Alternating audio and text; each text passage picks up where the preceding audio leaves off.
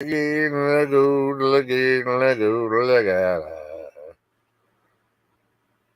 Legion, how y'all doing today?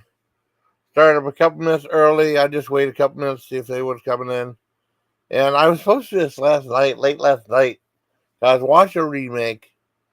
I watched a documentary which was in 3 parts on YouTube. It's real short. I watched that first. I watched the remake, and I wanted to review it. I can't believe they remade Terror Train, too. I just saw that, too. Some channels doing like original versus remakes. They remade Terror Train. I don't know what else they. There's too many remakes, man. It really is. But I'm gonna wait a couple minutes. It's 12:45. I'll wait like 2 minutes. But it says 2:22, and I'll start the review. Yeah, 2:22 start the review. There it rhymes. But I know I fell asleep. I was tired. I mean, it was like sometimes it's easier doing it like this. There's going to be a longer video, so I might as well do it just like a live. You know what I mean? I don't know who it's going to join. I don't know if they're going to join or what. I don't know yet. I'll at least do this. See what happens. And no one joined. That's fine too. I had a good crowd last night for the card player. That was cool. I don't know if there's any fans of the Slumber Massacre series. That was like the very first feminist. I don't like viewing it like that, but the first feminist horror movie series, that one too. That was a feminist slasher film. They talk about movies like The Descent and stuff like that being like a feminist type film. This one was too. So I'll give it a few more seconds. I'll get ready to do the review. About 30 seconds. Hope everybody's doing okay. It'll be an interesting idea. Okay. All right. Hey, my Legion, how y'all doing today? I'm here today to review the remake of Slumber Massacre. Cause I mean, was it last night? Or I mean, I was goofing around on one channel, right? And I found that they did a remake of Slumber Massacre. Oh man, why did they remake that? And then I found there was a documentary about that in 2010. So I figured I'd do a review of the remake, then a review of the documentary, which I saw the documentary before I saw the remake. And I remember the original three Slumber Massacre films very well. I know exactly how to rank them. And I do a ranking of everything, including the remake and the documentary. Just like I did with, I think I did that with I Spent the Grave movies. Anyways. The one thing that surprised me was the remake of Slumber Massacre was a sci-fi original. So I didn't know. There was no nudity in it, and but it was gore in it, though. All CGI done. I mean, because the other gore and the other ones were all practical, because that's before CGI came about, you know. And basically, it starts out with, it goes right to the scene where, like, they're at this sleepover slumber party. And it's one girl, one guy ditches this girl and he says, "Hey, get back to it." And the girl leaves. "Hey, get back to what you're doing, you hoe." Like that. And then she goes back to party. Well, then he gets killed by the driller killer. And then she goes back to party. And then the killer attacks. And then she kicks him or something like that. He falls in the water. It says Slumber Massacre, right? What's up, buddy? I know, buddy. I know, super early, man. How you doing, my Richard Groper's the best. And I know I was tired. I mean, it's weird being on vacation now. My sleep pattern's all screwed up now. Because I was going to do this last night, buddy.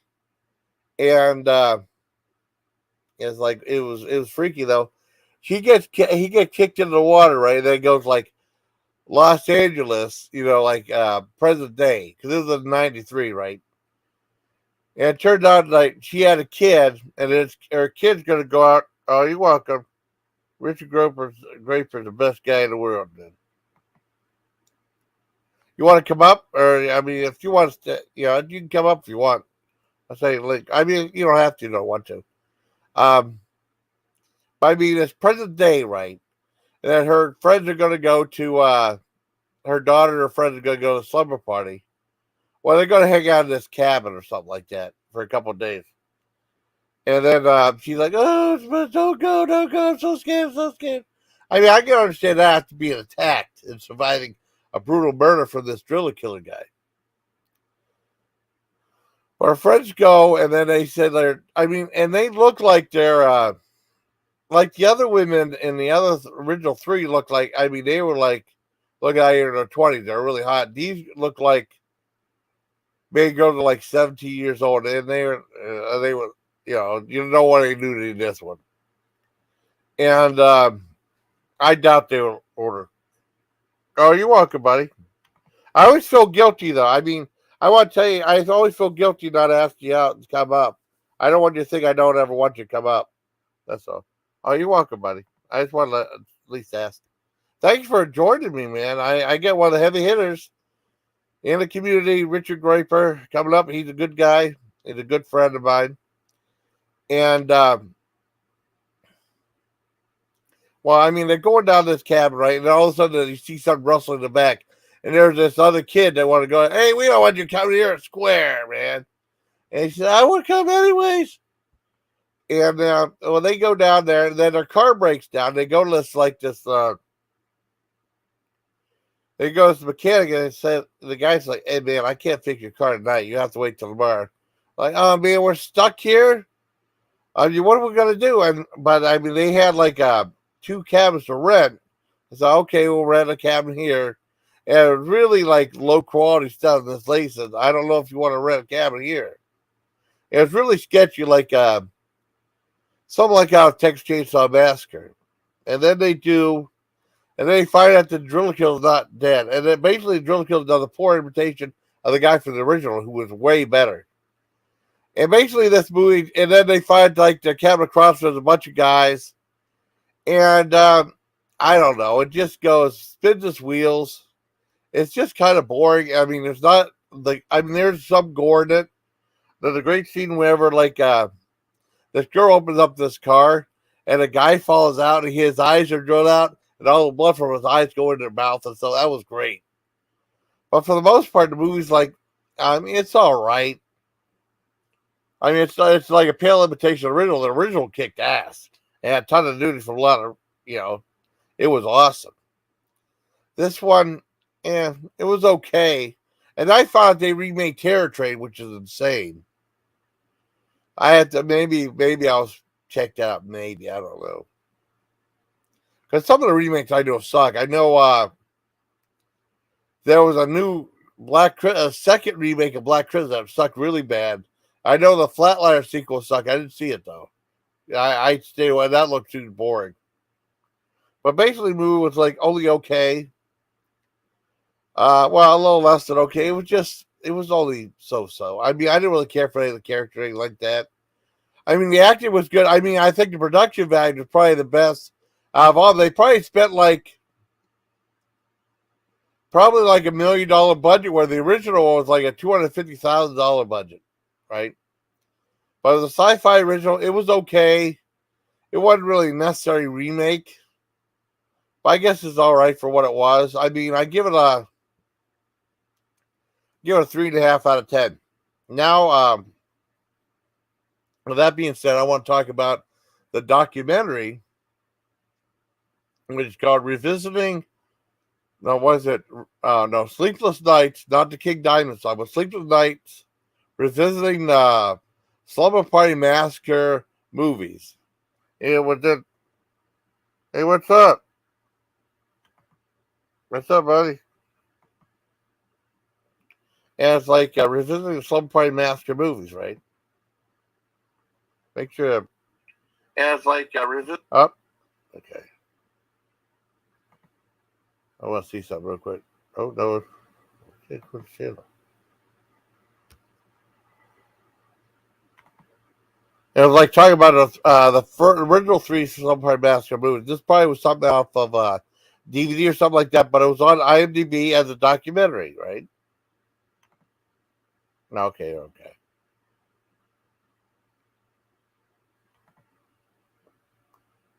How you doing, Yavin? Not much to show. That sounds like me. I was going to do this last night. I fell asleep. I figured I'd do it now. The documentary goes back and revisits the first three Slumber Massacre movies, right? It talks about like the making of it, and then like with the original Slumber Massacre, the girl actually used to work at college. She did like the student films, and she won like the best student film award from AFI, American Film Institute, and it was the most prestigious award of that type. And one of the guys there was Martin Scorsese.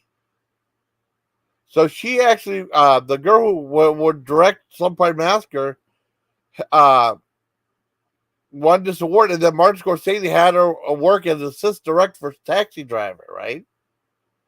And then she was doing like work for Roger Corman, but editing and stuff like that. And then she actually had a chance to edit. She was going up the ranks. She actually had a chance to edit for E.T., but she turned it down because she wanted to direct a horror film, direct a movie. And there was a bunch of scripts that Roger Corman, shelved, said he wasn't going to do it, right? And then she saw one. She said, well, there was a prologue where there's like, intro, conflict resolution or something like that. She said, if I could just film this and show it to him, maybe he'd think I'm a good director. And I think she'd worked with Joe Dante. Joe Dante helped her out with like some of the stuff. And then she showed it to Roger Corman. Roger Corman said, how much did you spend on doing this? She said like $1,000. So he said, I think you have a good career in the industry. So they give, oh, what's up, Spoof? Hi, Spoof. He gave her the money to make it, but he said, and it was like he gave her pretty much creative control. And when they premiered it, they gave a small premiere, and then it was full house, and people went nuts. And then she said, oh, well, we did that around the corner. So I think you had one of the most successful movie premieres of this type of movie. And that became pretty good. Okay, hold up. Where am I at?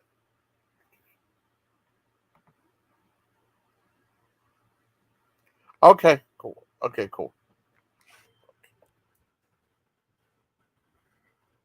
And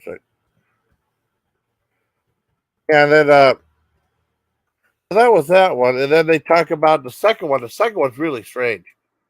I mean, well,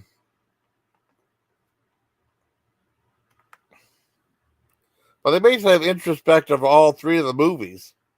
And it came out to be a pretty entertaining documentary. It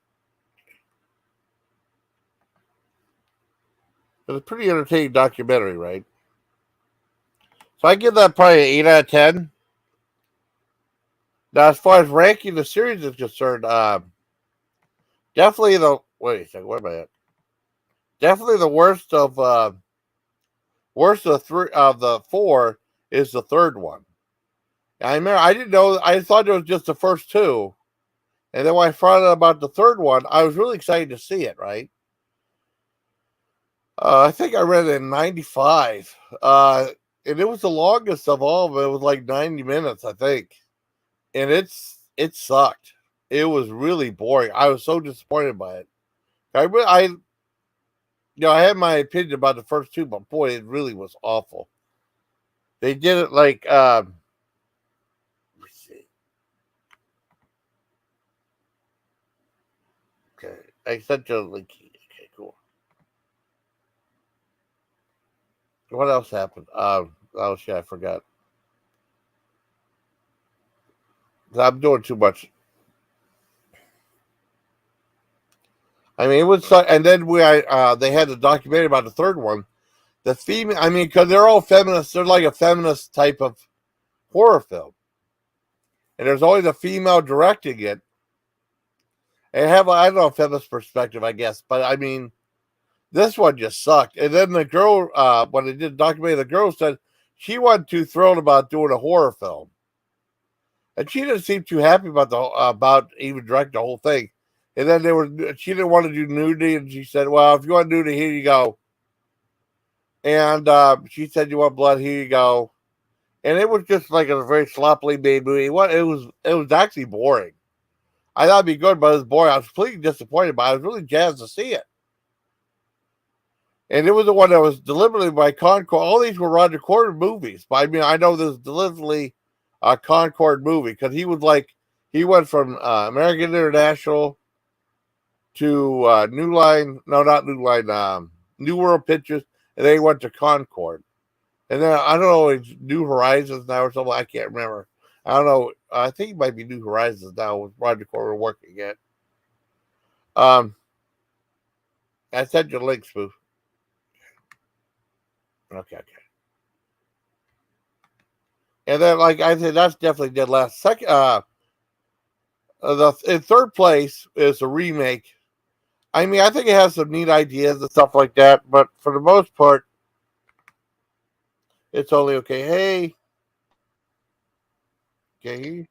Hi. Hi, how you doing? Doing well. How are you? Oh, pretty good. Guess what movie I just found they did? I mean, I was shocked to find they did a remake of Slumber Massacre. Right? Yeah.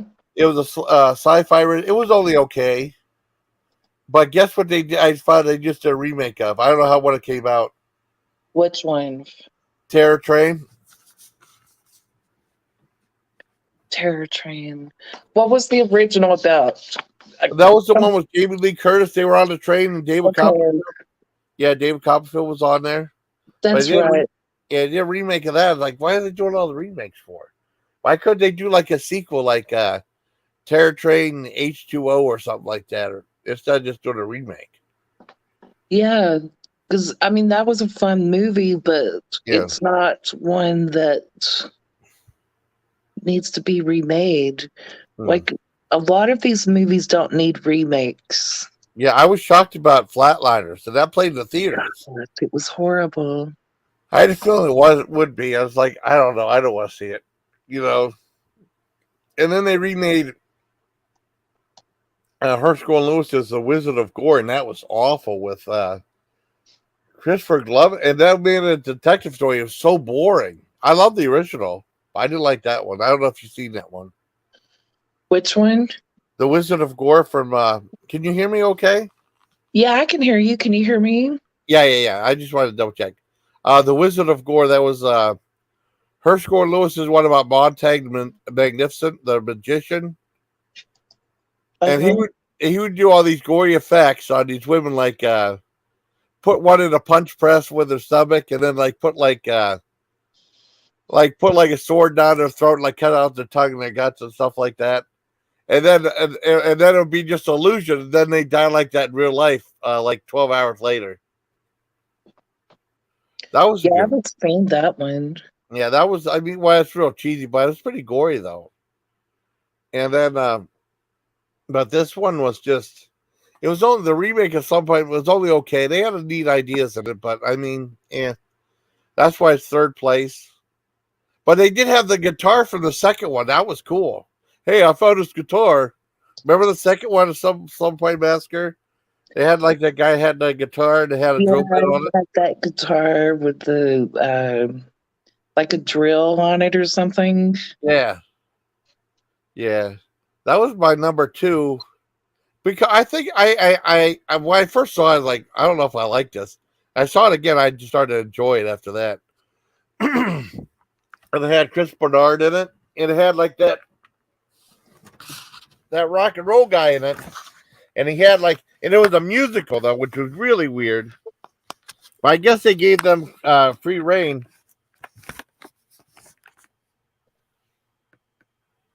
Oh, now wait a second.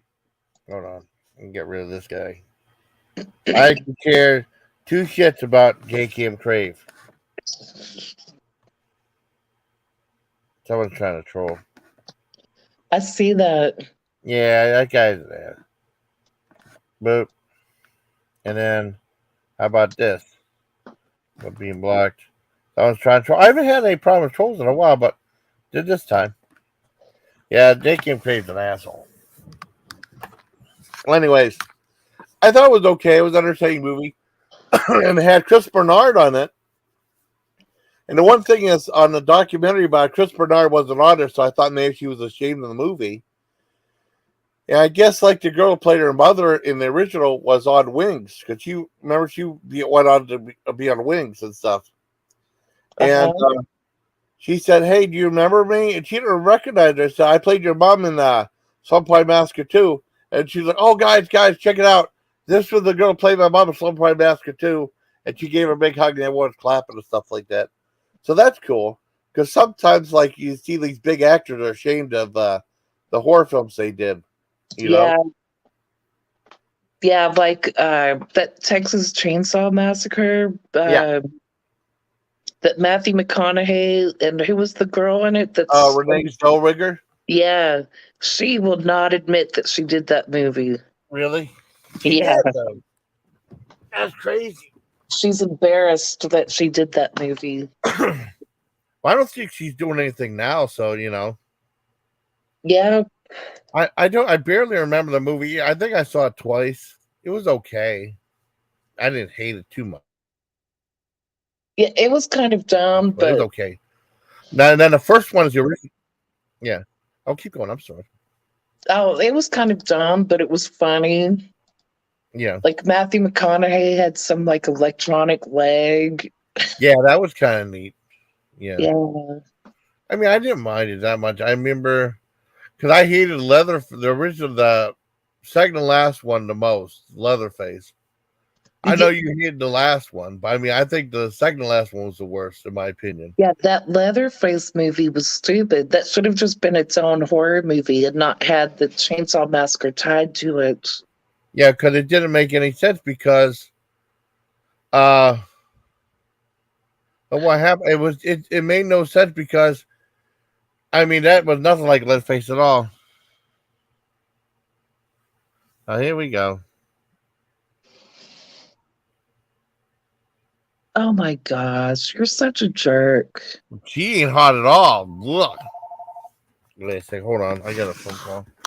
I got mute. Okay, you mute. I'll keep talking. Okay. Yeah, so the Leatherface movie that they made was stupid because when the remakes came out, they made a Leatherface origin movie, Hello? a prequel that was really good. Hello? You need to mute your mic, Jason. Oh shit! Sorry. We are calling to remind you. And that one was really good. When they came out with the remakes, with the Leatherface prequel, it was really good. And then they come out with this other Leatherface movie that sucks and had really nothing to do with the Texas Chainsaw Massacre. They should have just made their own movie. Like it would have been just a cool horror movie that didn't have Texas Chainsaw Massacre attached to it. Just like the Halloween Ends movie. That shouldn't have been a Halloween. That would have been a cool horror movie with a new killer instead of having Michael Myers attached to it, who was only in the last 20 minutes of the movie. Okay, I'm back. Oh Okay. shit! Yeah. Okay, I'm back.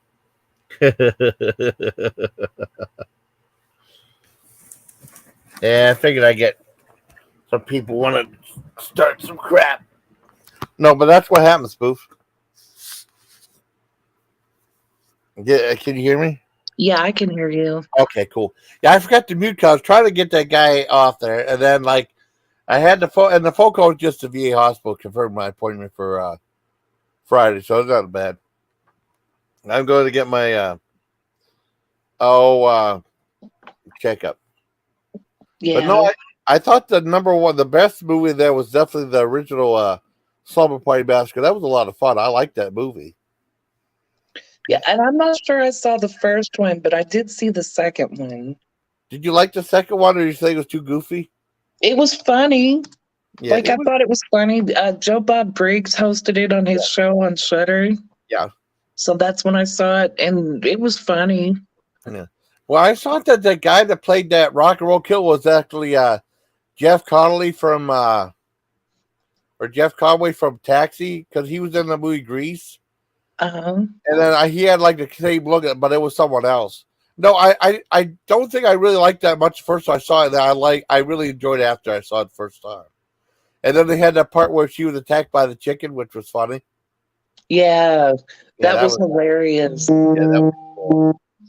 Yeah, but I mean the first one, without a doubt, the first one without a doubt is my favorite one. I like the first one. I thought it was really cool, and I thought like the killer.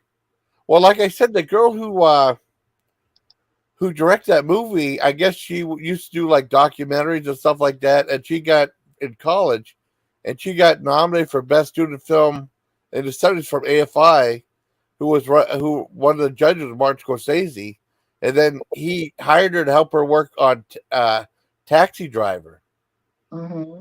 and then she went to work for Roger Corman, and then she had a chance to direct, but she also had a chance to edit for the movie E.T.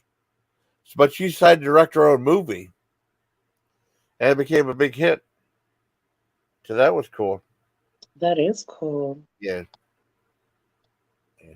So that's what happened, though. How you doing, Spook? And so that's my ranking of the Slumber Massacre movies. It was the third one, which really sucked. Then the remake, then the second one, then the first one. So how you doing, Spook? Pretty good. I'm doing okay. That's cool. That thing of Disney food was pretty funny. Yeah, I mean, but it's like some of that stuff looks yucky though. It's funny when I get an idea for a video. Like sometimes, like an image will just pop up. Like this time, I was looking at Facebook and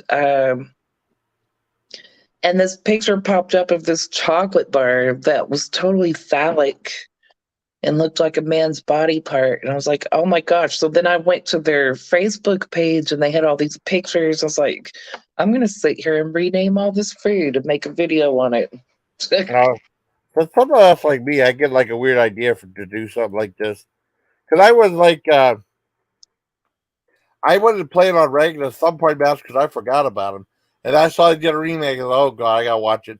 And it was a sci-fi original, so it's like they had some gore in it, but it was all like CGI type stuff. Uh-huh. But I have a good memory of the first Slumber Massacre. Right, we all because the second one I saw was at Fort Bragg because I didn't know they made a second one, and I remember seeing the commercial on TV for it. It's like close your eyes and sleep forever, and I didn't know what the hell that meant. I meant like if you close your eyes, you're gonna die, but I didn't know what that meant as a kid. And I didn't see 2 years later. I remember renting it in the age when I was in high school. And what my dad had, well, he had an idea where he would create like he didn't watch the movie because he didn't like those ones, but he created like a drive-in movie, like me and my sister and some of the other kids who lived in the neighborhood. He had like the lawn furniture. He had like this TV cart that remember they used to have the TV carts on rollers. Yeah, Yeah, he I do rolled out. remember that. Yeah, he rolled it out in the garage, right? And then he brought we brought a couple of like things of lawn furniture around on the back porch around, and we watched it kind of like a drive-in movie. It was kind of cool. Oh, the Yeah. Netflix. Oh yeah. Oh, I saw that one. Yeah, I saw that Texas Chainsaw Massacre. Yeah, I know Spoofer didn't like it. I thought it was so. Yeah, TCM. Well, I thought you were talking about TCM movies for a second. Saw the Invictus. Mine. It was funny when he got on the bus and everybody was live streaming him, thinking that it was fake. Yeah, and then yeah, keep going. I'm sorry. and then like people were dying and they're just laughing and filming him. That part was really funny. I love that part. It's like, and then they're kind of saying, "Oh, that looks so fake," because you know how people are, and it's like, "Hey, you do anything, you're canceled, bro." And I mean, I was cheering on Leatherface the whole time, but everybody in the movie was like an asshole. Yeah. He was like slaughtering millennials. I mean, that's the way I looked at it, because they were going to these guys when they're gonna have like take over this town and have all these other young kids move in there. I don't blame him for doing what he did. I think he was like, I think I was against gentrification. That's something new I've been hearing in movies now too. You know, I think he Yeah. was like he just wanted to save his town in a way. You know what I mean? It sounds weird, but then they brought in the other part with the survive. You know, and that wasn't even her. That wasn't Marilyn Burns. You know, so I know what Yeah, you that mean was about. really dumb. Yeah, they were trying to cash in on Helen. They should have left that part out because she passed away though. Would that be a little disrespectful though? You know? That was dumb. Yeah, And uh like how would Leatherface doesn't remember the people he kills, and they yeah, were trying to make it like he does when he doesn't, and she wanted him to say her name or something, yeah, and he doesn't know her name. yeah. I don't think you talk anyways. You know? Yeah, I don't I don't think he think you can ever. either. I don't think you ever talk. And then I liked that they had. Remember at the beginning of the movie they did something like unsolved mysteries. They did some unsolved mysteries about the murder and stuff. Yeah. I liked that they had the narration was John Larroquette did the narration because Oh, he did did. he? Yeah, he was the one that did the narration at the beginning of the original one, Yeah, and on the remake too. He did. I thought that was cool.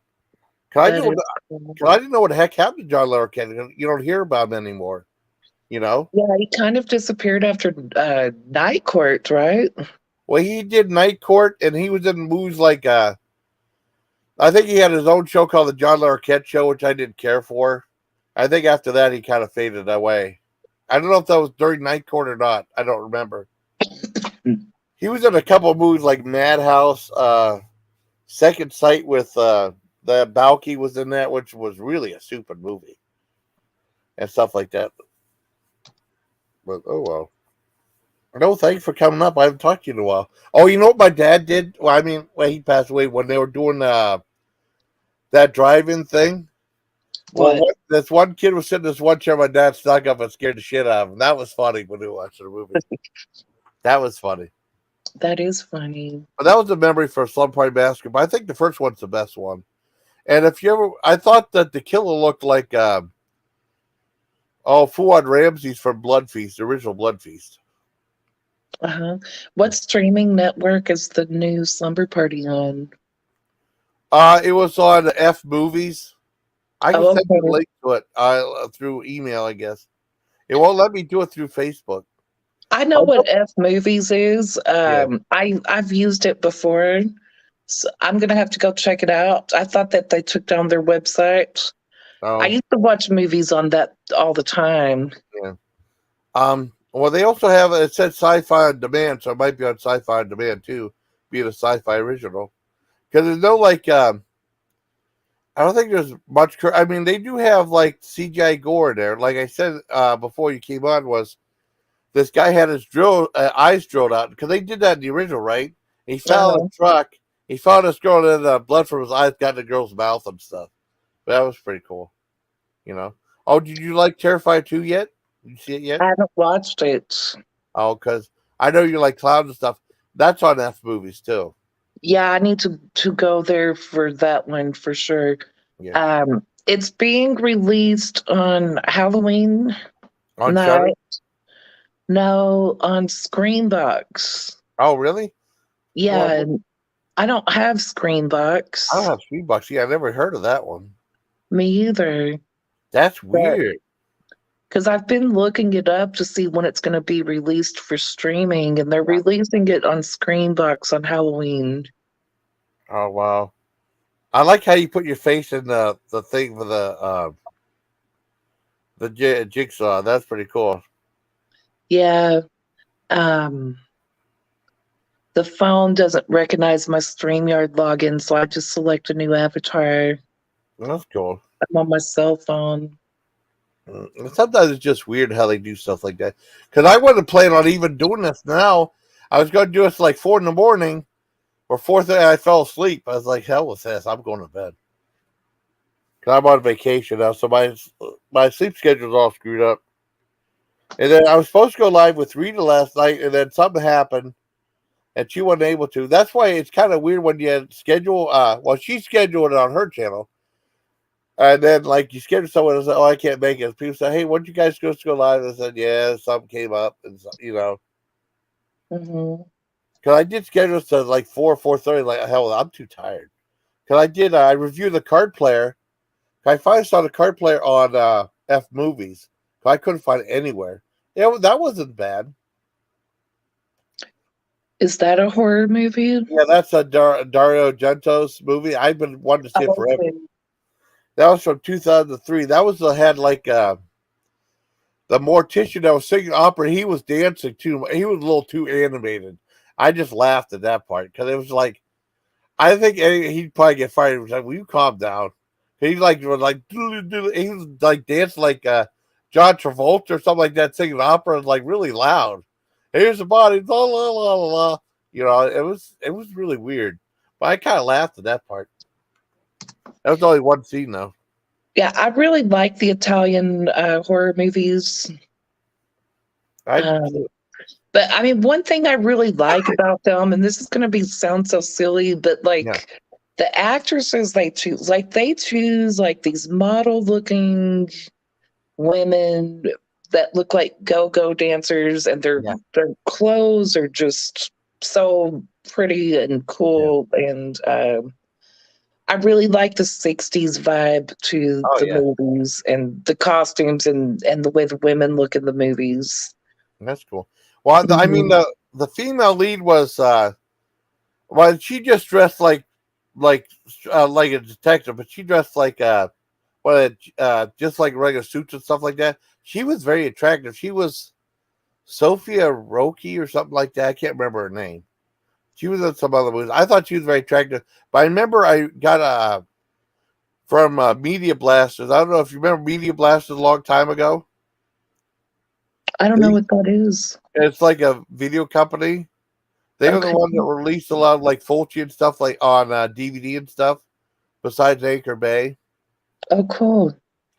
and they had a movie called Delirium in there, and they had this Italian girl. They because I watched it with Dad, and Dad and I both liked the girl, and there's some girl they called the Dolly Parton of Italy, and she was topless a lot. Dad and I both liked it. It was called Delirium though. It was weird because they had like this monster with like a giant eyeball in it. But Uh-huh. the movie's entertaining though. If that might be on F movies too. But you're talking about the women that yeah, it was like that. But I mean, it was like basically this guy was kidnapped. This came out in 2003. I heard about Rue Morgue, but I couldn't find it anywhere for like until like 2 nights ago. And basically, this guy was kidnapping women, and he would put them on like a poker site, right? I mean, they're all tied up and stuff like that. He would challenge Mhm. the detective. He said like he wanted to play 5 rounds of poker, 5 hands of poker with them, and if you win, the girl goes free. If I win, he kills the girl. And then, like every round you lose, I cut off like a body part, like a finger or something like that. And that's the movie. It's kind of interesting, though. Yeah. But I mean, that's I'll like have I to look guess, at it. yeah. I mean, he did Stendhal syndrome, right, in '95, I think. And then he was supposed to do the card play after that, but he scrapped it. He put it aside. He wanted to do that remake of Phantom of the Opera with Julian Sands. And that wasn't good at all because he already did Terror at the Opera, which was a much better remake of Phantom of the Opera. Hmm. I don't know if you ever saw opera before or Terror at the Opera. No. Now that's one to definitely see. The Family Opera one had Julian Sands from Warlock, and it wasn't that good. But the other one was fantastic, and that's like classic Argento with the stylistic vibe to it. Hmm. Yeah, it's pretty cool. And I guess there was like this guy. I guess this girl was like paranoid, and you know how they have those keyholes you look through. Uh-huh. I guess the guys got pissed off because I read it. It was really gory, and they didn't like because it's too gory. And I remember reading it. I saw it in Fort Detrick, Maryland, and I guess the girl was real paranoid and said, I'm a detective. I don't trust you. He said, look, I have a gun. And she looked real close to the keyhole and said, I want to see your face. And they put the gun and shot it. And you see the gun, the bullet come, you go right through her head and blow up the telephone. It was awesome. Like Classic 14. And the guy said, well, this is too gory. I don't want to see this. I don't know. They're in the military. But I mean, I thought it was awesome. That's a really good one. If you can find opera, that's a really good one to see. I think that's on Shudder. Oh, really? Okay. Mhm. That was the one where he would tape have a thing of tape and there'd be like needles on it. He put it under their eyes. That was the one. That was the one. Not the Family Opera was something different he did, which wasn't as good. But that was one of his more violent ones. So that was cool. Yeah, opera's on. Oh, it is? On Shudder, yeah. Like they have a whole section for all their Italian giallo films. Well, I highly recommend that one. Oh, cool. That's one I highly recommend. I think you'll like that spoof. I mean, that's very, I mean, I didn't care for Family Opera that much. But they have a documentary called All the Colors of Giallo, right? I mean, it's all spoilers, and it's like I was going to watch my buddy John's like, yeah, I don't want them to spoil a movie I haven't seen yet, so I decided I skipped that documentary. Yeah. And I guess Argento actually did a movie called Giallo, which I never saw before. Had Adrian Brody in it from 2011. Because they have some movies I never seen before from the directors and stuff. Yeah, Shudder has a really good collection of them. I just haven't seen all of them. Well, I know. Well, the thing is, most of them I've liked. There was one I didn't really care for, and I don't remember what it's called, but they were in a play with an owl. Oh, Stage Fright. Stage Fright, yeah. Yeah, I saw one. It was weird. I rented that a long time ago. Yeah, that one was weird. I couldn't really get into that one. Yeah, I thought it was okay, but I mean, it was when you mentioned the owl, I knew what you're talking about. Okay, yeah, Stage Fright. I saw the one a long time ago. I don't care to watch that one again, but I didn't hate it. I thought it was okay. You know? Yeah, I didn't finish it. I got bored with it. Yeah. Sometimes that happens, though, because I get bored with some movies, too. Like, I gave on She-Hulk for a while, and I finally watched it. I love She-Hulk on Disney+. Plus. Because it was, like, goofy and stuff like that. I just kind of lost interest, and I got my interest back in it. Yeah. Sometimes that'll happen. But I mean, I heard Deadstream is supposed to be really good. I want to check that one out. Deadstream is great. That is a good one. I've seen it. That. But the thing is, Spoof, there's so many damn movies. I mean, I feel weird recommending a movie to someone because they're like, well, so many movies, I don't have time to see all that. You know what I mean? I'm the same way. And people are like, did you see all these movies or these TV shows, especially TV shows? Like, I watched the first episode of Midnight Club, right? Uh-huh. And I liked it, but I mean, it's like, I'll get to it when I can. You know, I got to finish watching Dahmer. I've only watched the first 2 episodes of Dahmer, right? Oh, man, Dahmer is so good. Yeah, I want to see it. Well, I mean, I've seen other documentaries about him and stuff because I remember I was in Fort Detrick when that happened. And then my friend John sent me a link to when you live in Texas, there's some pizza place in Texas doing a Jeffrey Dahmer pizza. Which had it had like body parts on it. Well, not real, but like gummy body parts on it, like fake blood and all this stuff, and people are all mad about it. That's kind of funny though. It's kind of weird, and like I wouldn't want to eat a pizza named after Dahmer personally. That would just but I don't know. People get really angry when they feel like serial killers are in the spotlight. Oh, yeah. And I think it's good to learn about them. Yeah. And I don't have a problem with people putting movies out about serial killers. I think it's good. I mean, it's part of American history, what these people did. So, well, I know. To me, it's important to know what these people did and make you more cautious about your surroundings and what's going on. Oh, I agree. I mean, it was weird because my dad said I was never allowed to watch Helter Skelter, and I didn't see it till I was in the Army, the TV movie. But I mean, I did watch Deliberate Stranger. I think that might have been the first one I saw with Mark Harmon playing Ted Bundy. That was a TV miniseries. That was really good. Did you ever see that one? What's it called? Deliberate Stranger. No, I haven't seen that. That was Mark Harmon playing Ted Bundy. It was really good.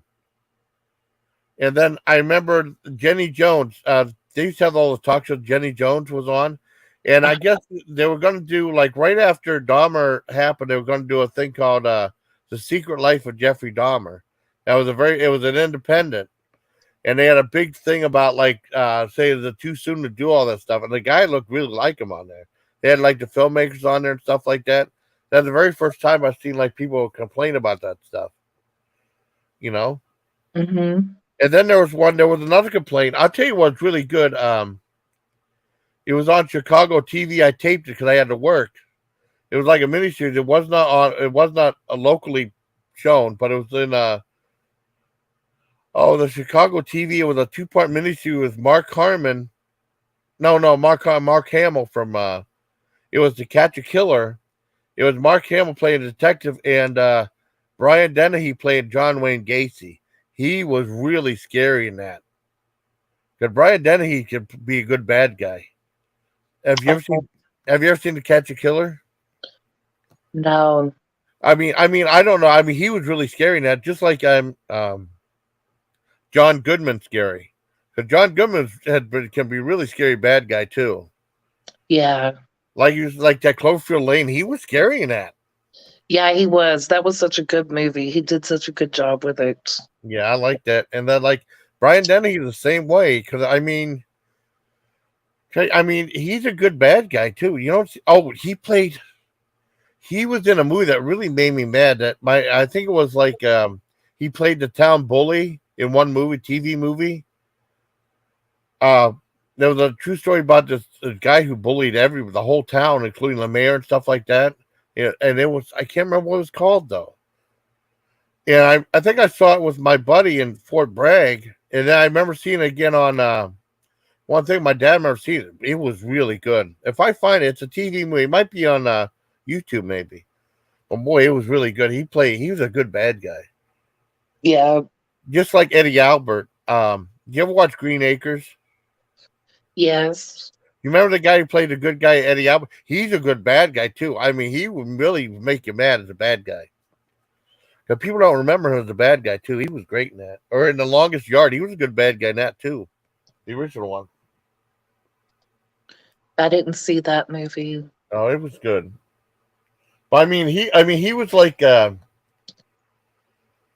he played like this he was in a movie called I can't remember what it was. An old I think it was called Attack or something like that. It was an old World War II movie.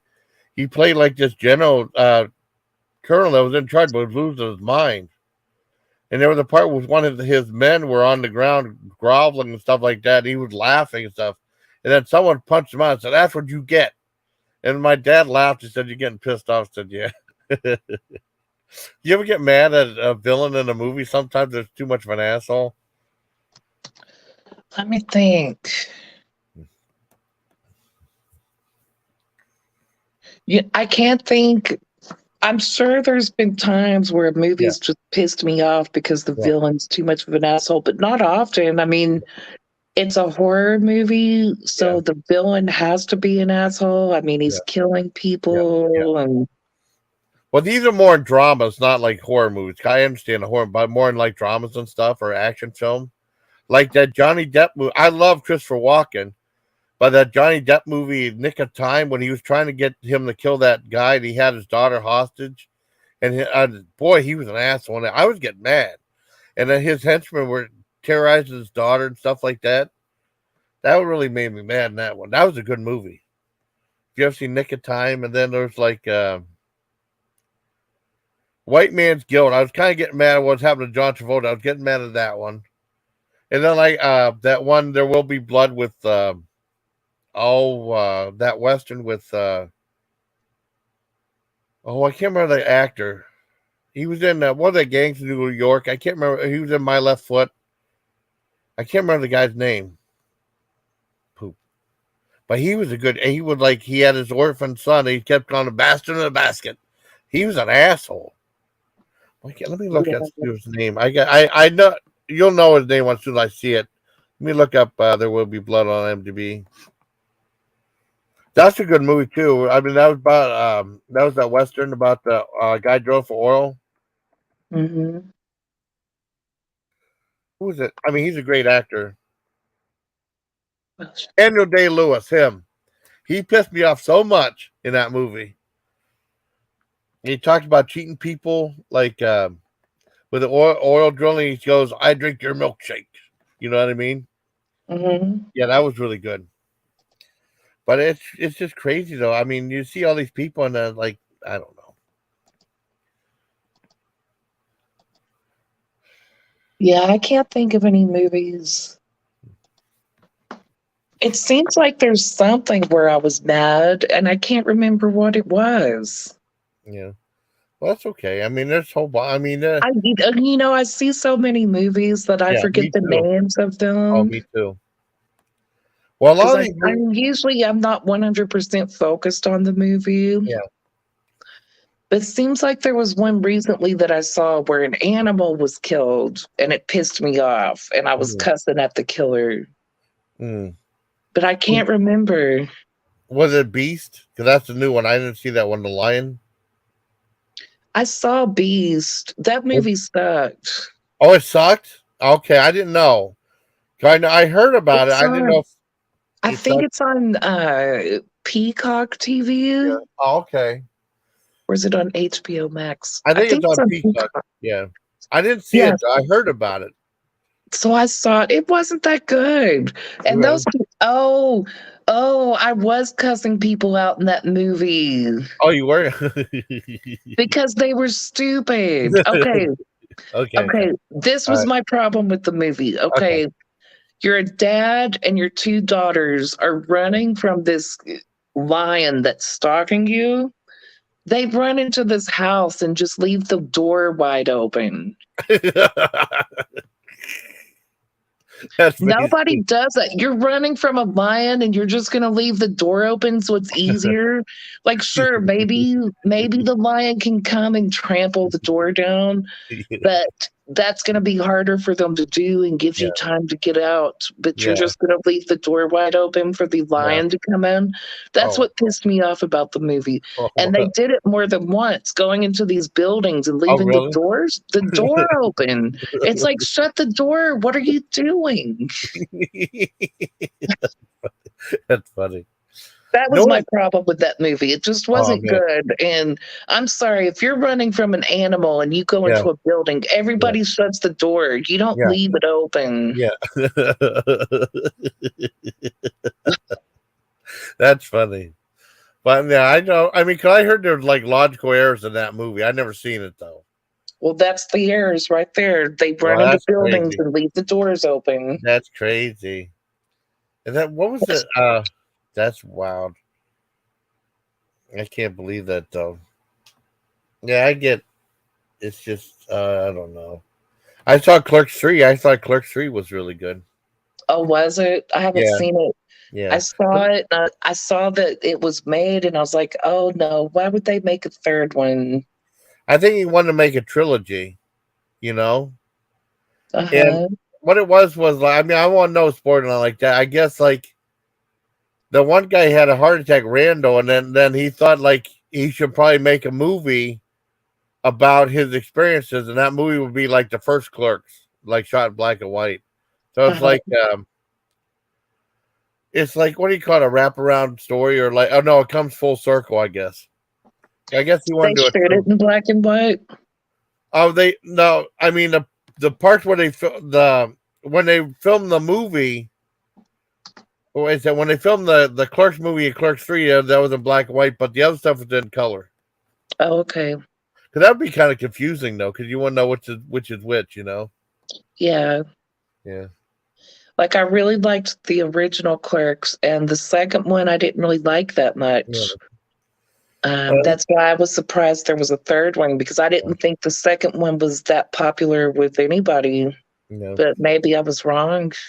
I think some people liked I thought it was okay. I remember they were quoting King Diamond a lot, but I've only seen it once, so I probably have to see it a second time. But I mean, his movies are like really out there and stuff, and then like, well, he did the Jay and Silent Bob reboot, so I thought maybe he thought it was necessary to maybe close the whole, make that Clerks thing a trilogy. It was Yeah. weird though because I reviewed it with my buddy John. No spoilers, but it was tough for me to review it because I reviewed it right after the movie ended. And I was still tearing up though because I just cried so. But you see, my eyes were a little watery in that thing in the review. I think what else? There was something else that happened. I can't. Let's see. Fighting a monster. I don't remember. Did you like what was that alligator one that just came out, Crash or something like that with the remember the girl was trapped under her attic and there was an alligator there? Did you like that one? Or a crocodile? It was like there was a hurricane. I can't remember what it was called though. Oh, that movie's good. Yeah, I like Where that. she's trapped in the basement with her dad. Yeah, that was a good one. But I know Jeremy John said, "Hey, come on, there was parts of that girl should have died and that stuff like that when he did the death roll on her and stuff." Well, I mean, it's still a movie though, but I like that movie. That was fun.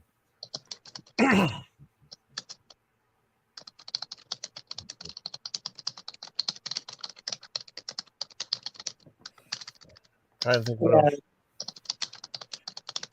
Hopefully, we don't go live tonight. I mean, she did like a thing, a ladies' night with me on it, and she did a picture of me in drag, which is pretty funny.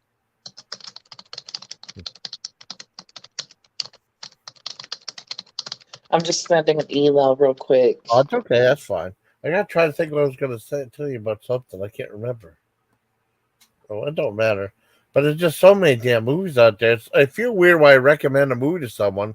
You know, so I'm doing the same thing other people are doing. Man, you guys see a TV show or something like that? It's like, I'll try. If it's a movie, it's not as bad, but a TV show, or sometimes there's like a TV show I never saw. And so when you guys see this, and there's like all these different seasons and stuff, it's just too much to watch. I don't have enough time, you know? Mhm. It's just, I feel like Burgess Meredith. Well, I mean, it was like in Twilight Zone, he said, "I have all the time I need," because the world ended. He was all by himself. I have all the time I need in the world to read all these books and stuff like that. Did you ever see that one? No, Oh, okay. I won't tell you the ending, or you want me to? It's up to you. I don't care. Okay.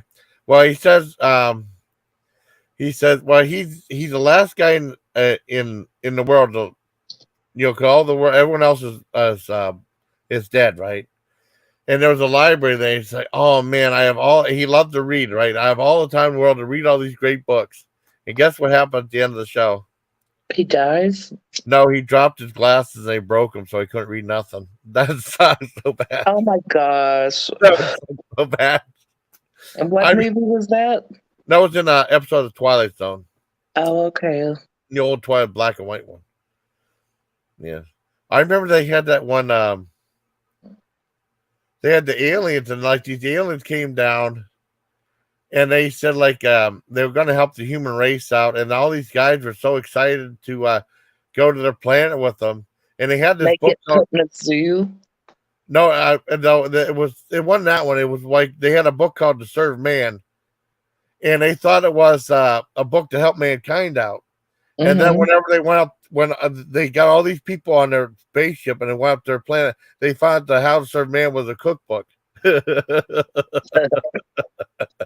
Yeah, I saw the one where they take them up there and put them in this house, and they think Yeah. they're in this really cool house, living Yeah. a good life, and then the windows open and they're in a zoo. Oh, that's cool. I gotta Like go. Oh, I gotta go back and watch some of those old ones. There's so many of them though. Cause I start watching like cause I went in the army, so I didn't see all the episodes that show monsters from the late '80s. I started watching episodes and I just forget about it. You know, it's like I gotta write down a schedule because I keep my mind wanders all over the place. You know. mhm. And what I want to do now is watch Curse 3, Blood Sacrifice, and Curse 4, Ultimate Sacrifice, to do like like a film rank of the Curse movies too. You know, Yeah. because I don't think anyone's done that. Not too many people have ranked the Slumber Massacres either. You know, I'm surprised. I remember if you ever did you? I think you said you saw Color Out of Space with Nicolas Cage. I can't remember now. Oh, that was like H.P. Lovecraft type thing where they had like the plants and the plants grew really big and stuff. And Richard Stanley directed the guy who did Hardware. Or maybe you didn't see it, but if you get a chance, they have a movie called The Curse on YouTube, and it has that came out in '87, and it was released theatrically. I think Lucio Fulci helped write the screenplay, but it was based off H.P. Lovecraft. It had Claude Mhm. Akins and Brian Keith in it. If I see that, I can send you a link to that. I mean, if you get a chance, you know, that's a really good one. You might like that one. And that became and then they had a Nicolas Cage Color Out of Space. I said, hey, wait a minute, this is The Curse. So I guess they did another adaptation of that. Mhm. And they said The Curse is the most faithful adaptation of that, but that's a really good movie. Yeah. Yeah. So I don't know. I'm trying to think of anything else happening. They got the Diablo Dare now at Arby's now. I gotta do that eventually. There's just so much stuff, and just like with food and stuff like that, like, oh my god, I keep releasing all this new stuff. Like, oh my god, you know? Yeah, it's hard to keep up. Yeah. Especially like this time of year, a lot of horror movies come out because it's close to Halloween. Oh yeah. Oh, what did you think of Halloween Ends? Did you I mean, like it? I liked it, but not as a Halloween movie There you go. My same exact. because Yeah. he's only in the movie for like 20 minutes at the end. So it should have Yeah. just been a new type of horror movie with a new killer. Yeah, I agree. I mean, it's just like, do you remember the What If series from Marvel? No, I don't watch those. I mean, well, I mean, it's a line of comic books too. I mean, and what had happened was, What If was like, what if Captain America was like a female, and then they have like a comic book about that, or what if, I don't know, the Incredible Hulk and She-Hulk made out or something like that, you know. But Yeah. basically, that could have been a Halloween What If movie. What if someone else personification of evil was another person, and they focused on someone else instead of Michael Myers, and Michael Myers was just like a secondary character? Well, what if they turn this other guy into the new Michael Myers? Like maybe he absorbed enough of Michael Myers' powers to where he survives the death and comes back to life, and they make another whole new Halloween series with this new guy. That's what I'm thinking they're gonna do. You know, Yeah. it'll be like Halloween and A New Beginning. I love that Friday the 13th, A New Beginning. Some people didn't like that one. I like the fifth Friday the 13th because it was like really. I mean, it was directed by a guy who did porno movies, right? Mm-hmm. And it's probably explained why it was like more exploitative. And there was like 20 kills in that movie. I like the fifth one. A lot of people don't like that one. I And you can't know, remember which one it is. that came out right after Final Chapter, and this was like they were like at some like House for Troubled Teens or something like that. And then like it was like it wasn't Michael Myers. I mean, it wasn't Jason Voorhees. It was someone impersonating him, but you don't know that till the very end. And it had that kid from Different Strokes that played Gary Coleman's best friend. He was in there. Oh. He was Reggie the Reckless. I love that one. I've seen all of them, but sometimes I forget which is which because there's so many of them. Oh, I know. I agree. I hated part 8. Some people. Did you like part 8? What happens in that one? That was the one where he goes to Manhattan. Oh yeah, that one sucked. It sucked so bad. Cause I wanted to see it at the theater, right? But I had to work because I was in the army. Uh, And then the guy was telling me how bad it was, how bad the makeup was on. That was the worst makeup on Jason in any movie I ever seen. yeah, it was horrible. And then That one was really bad. I rented it though. I had to see it because I rented it. Like, yeah, that guy was right. It sucked, but I had to see it though. I liked the part where the guy hit when he punched the guy when he knocked his block off. Kind of his head went, or whenever these guys. I think he bumped into the guy, and the guy, hey motherfucker, and he lifted up his mask, and the guys ran away. That was kind of funny. But I mean, I didn't really like the other stuff. Nah. Yeah, that one was dumb. I didn't like it. I mean, it was like When he goes to space, it's dumb too. Yeah. I like that way better than the part 8 though, because you had like a cameo from David Cronenberg, and probably one of the funniest lines ever. I watched that with my dad. There was a part where that guy fell on that giant rotating thing. He was like rotating down the whole way, and then search said, "What happened to this guy?" And the guy said he got screwed. I laughed so hard at that. That was so funny. That was funny. That is funny. Yeah. But I mean, the only Friday the 13th I saw in the theater was part 7. That's the only one I saw in the theater. And I remember watching because it was like a very vocal crowd. And probably one of the best kills, creative kills, whenever Kane Hodder picked up that one girl in a sleeping bag, hit her against the tree, and all the guys go, ooh, ah, like that. That was so funny. That is funny. Yeah, because that was when they had like, he was fighting that girl with psychic powers and stuff. And it was kind of weird because I guess they had at the very beginning, that girl with psychic powers was supposed to look like that little girl from Poltergeist. I think she passed away that year, I think. Oh, wow. Remember when Heather O'Rourke, that little girl from Poltergeist? Mm-hmm. Yeah. Because they did Poltergeist 3. I like Poltergeist 3. People hated that one. Did you ever see that one? I didn't like the second or the third one. I like second, third one. I just liked the original one. I don't blame you. I mean, that's cool, though. I never saw the remake, though. I never saw the remake. They remade that one. I saw the remake. It was okay. Yeah. But like, why would I make the remake though? Because the remake, I mean, the original one got like nominated for like best special effects and stuff like that. Yeah, I really don't understand why they're remaking any of these movies. I don't either. I mean, trying to think. Now some remakes I do like, but I mean, it's weird though because I remember some remakes. I really liked it when I forget about it. Why I do it, Oh, the remake of I Spit on Your Grave was fantastic. The first one. Yeah. That was awesome. That's a good one. Yeah, those were good. Yeah. And also, like, my all-time favorite remake is Texas Chainsaw Massacre. Oh, that one? Yeah, that was good. The remakes of King Kong, I like those too. I like the Peter Jackson one. I like the other one too. I haven't seen the King Kong movies. You never seen any of the King? Oh, those are good. I remember those as a kid, though, because I was like, it was weird. When I was a kid, my mom said I wasn't allowed to watch horror movies. I said, why? Because I said so. And I remember my dad, they had the Dino De Laurentiis King Kong movie from 78, right? Uh-huh. And it was on NBC as a 2-part movie. And then he let me stay up and watch that. I was able to watch that. So I was able to watch some of the monster movies like Godzilla and stuff like that, because I grew up on stuff. I love stuff like that, too. I like the remake of King Kong versus Godzilla. I like that one. See, I grew up watching slasher films in the 80s with my brother.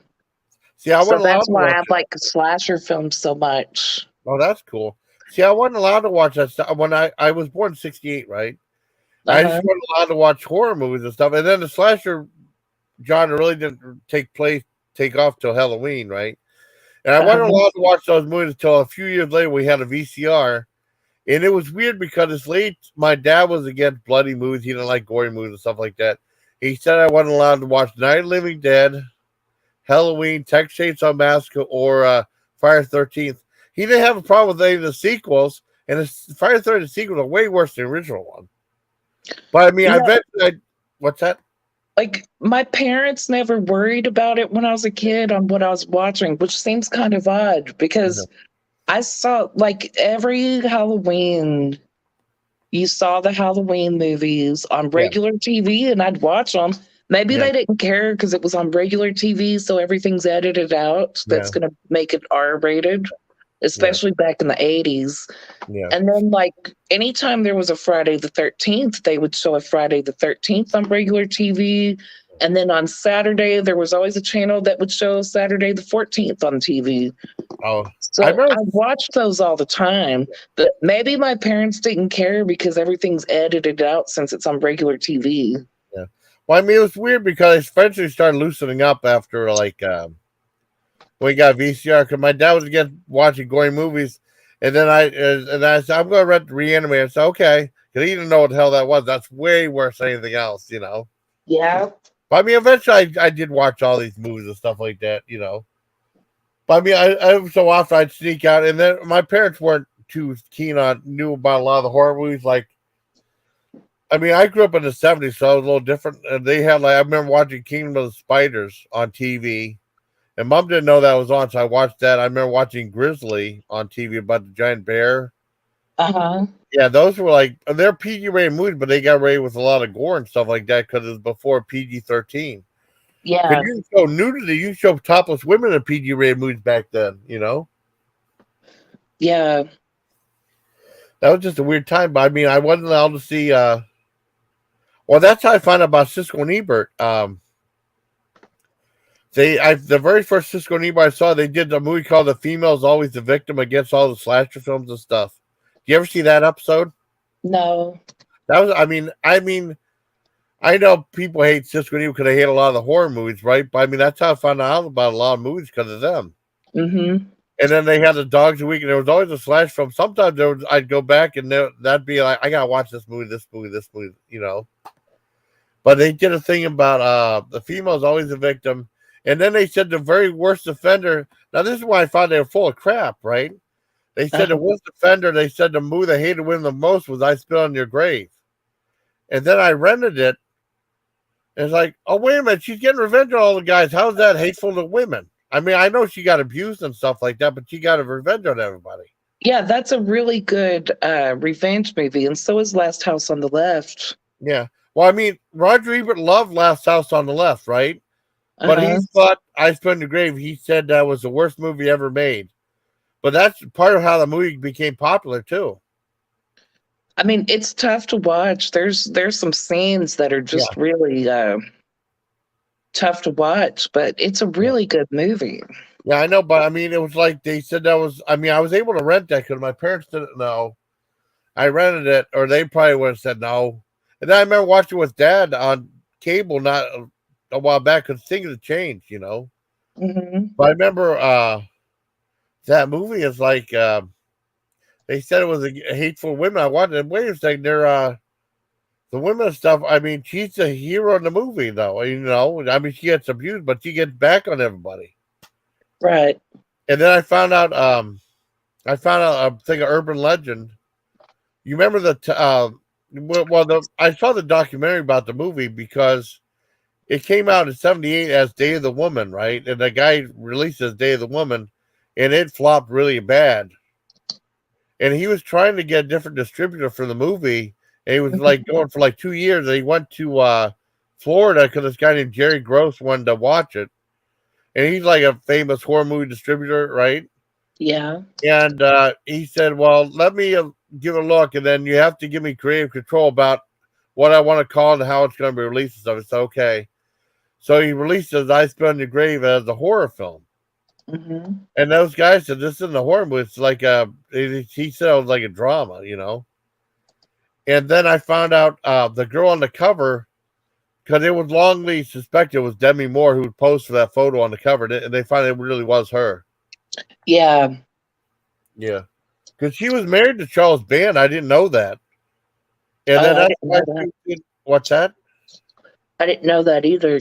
Yeah, I think she was married to Charles. That's why she was in that movie Parasite, right? And then I don't know when she left it because Charles Band, I know he was head of Wizard Video, and then I didn't know he was in charge of Media Home Entertainment too. But they were doing stuff for Empire like Ghoulies and Troll and stuff like that, and the Eliminators, and then he left to do the Full Moon movies. Uh-huh. And I heard there's going to be another Puppet Master movie coming out. Oh, wow. They're gonna do Doctor Skull. Remember that one surgeon that had like the skull mask and stuff. Mm-hmm. Yeah, they're gonna do that. That might be okay. I don't know. I mean, I loved what was that Puppet Master Lilith Reich?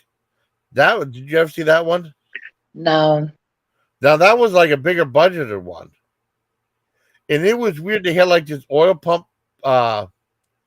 It's like this puppet that looked like oil pump or something like that. He was on some guy, and he was just going up and down, and then it was like spewing out the guy's blood. That was a disturbing kill.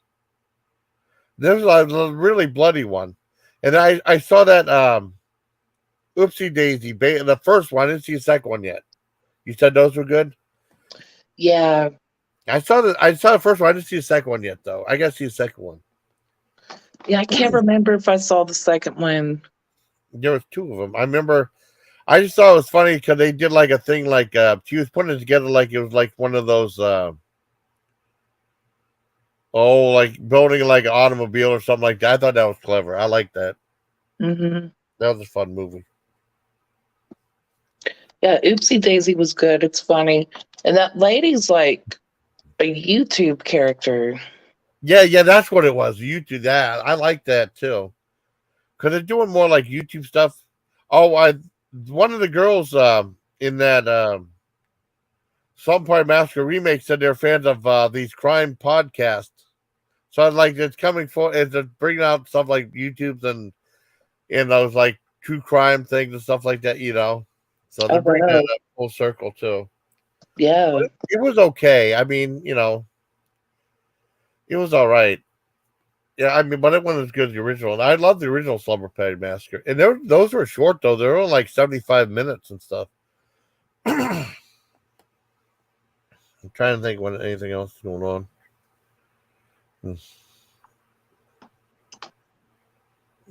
Yeah, there's not much going on with me. I'm working. Yeah. I have a book to do this week for a Oh, video. really? Yeah. Oh, cool. Oh, where'd you find those books at, like Spanky the Monkey or whatever it was? Uh-huh. Where'd you find those books at? On Amazon. On Amazon? Wow. I was like, boy, and I knew it wasn't. I thought it was funny because I saw that I was in the chat for the Spanky one. Uh-huh. And I said, hey, this ain't no children's book. That's LOL. That's so funny. But I like it when you start laughing and breaking character. That's the best way to do it. Those books are just so funny. They are funny. Cause I saw the first one. It's like Storytime Spoof. That sold me on that one. I didn't. Cause I wasn't there for your live chat on that one. It's tough though to be on every live chat and stuff. Yeah. Yeah, and I get that. Like, I can't be in all your yeah. Well, your stuff. Yeah, you're my first guest on panel in a long time because I don't know. It just got to the point where like people being so nasty, no one wanted to come up on panel, so I had to end a friendship because she was friends with So that was why I didn't go live for a long time. I mean, it's hard for me this month to do a lot of anything because I'm visiting my husband. Yeah. So, like I'm on a tight schedule. That's why I'm not real chatty after 5 o'clock because I'm spending time with him. Like we'll eat dinner and hang out and then go to bed. Yeah. I understand. I mean, and a lot of times when we're hanging out, we're sitting right next to each other, but we're doing our own things. Like he'll be like fighting with people on the internet or playing his game. He plays Minecraft and that's cool. And then I'll be looking at YouTube or watching a movie myself. But we go to bed pretty early because he gets up at 4 a.m. for work. Oh wow. Yeah. I don't blame you. I mean, I told John because we watched Terrifier 2, there's a couple parts like, God damn. Because Murder's supposed to really messed up because people are like fainting in the theater and throwing up. That's all publicity too, you know that. And like, I mean, the Murder's probably so brutal, and I was a couple times I was like, holy shit.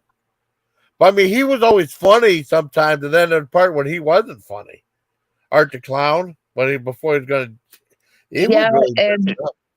And I figured it would be a pretty gory movie because I mean the other ones the he was pretty gory with his killings Oh yeah. in the other movies, so I expect it to be gory and Oh, gross. oh yeah, I did too. That doesn't bother me, but it's like I had to say, well, this is not for mainstream audiences. Oh, and there's a YouTuber in that movie too.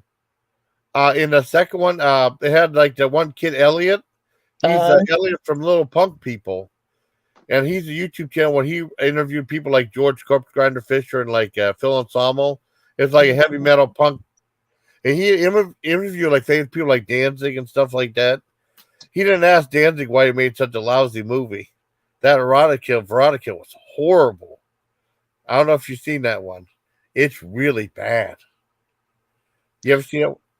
I remember that it came out, and maybe I watched a few minutes of it and turned it off. I can't remember. I don't blame you if you turned it off. I watched the whole thing. The first story was really endurance test. Even the nudity, I love. Well, I mean, I love women and nudity and stuff like that. Even he had a way to make the nudity look boring. You know what I mean? It was weird though. I mean, but it was such a bad movie. It really sucked. Yeah, I I know mean, I didn't watch the entire thing. I don't blame you for not watching it. I didn't mean to interrupt. I'm sorry. And it could have been that just someone told me it was a horrible movie, so I didn't even bother messing with it. Yeah. I can't remember. It just drags so much. I mean, I know the Munsters drag too. I kind of like the Munsters somewhat. But I mean, I know why. I understand why people didn't like the Munsters because it's just so low energy. It just seemed to last forever and ever and ever.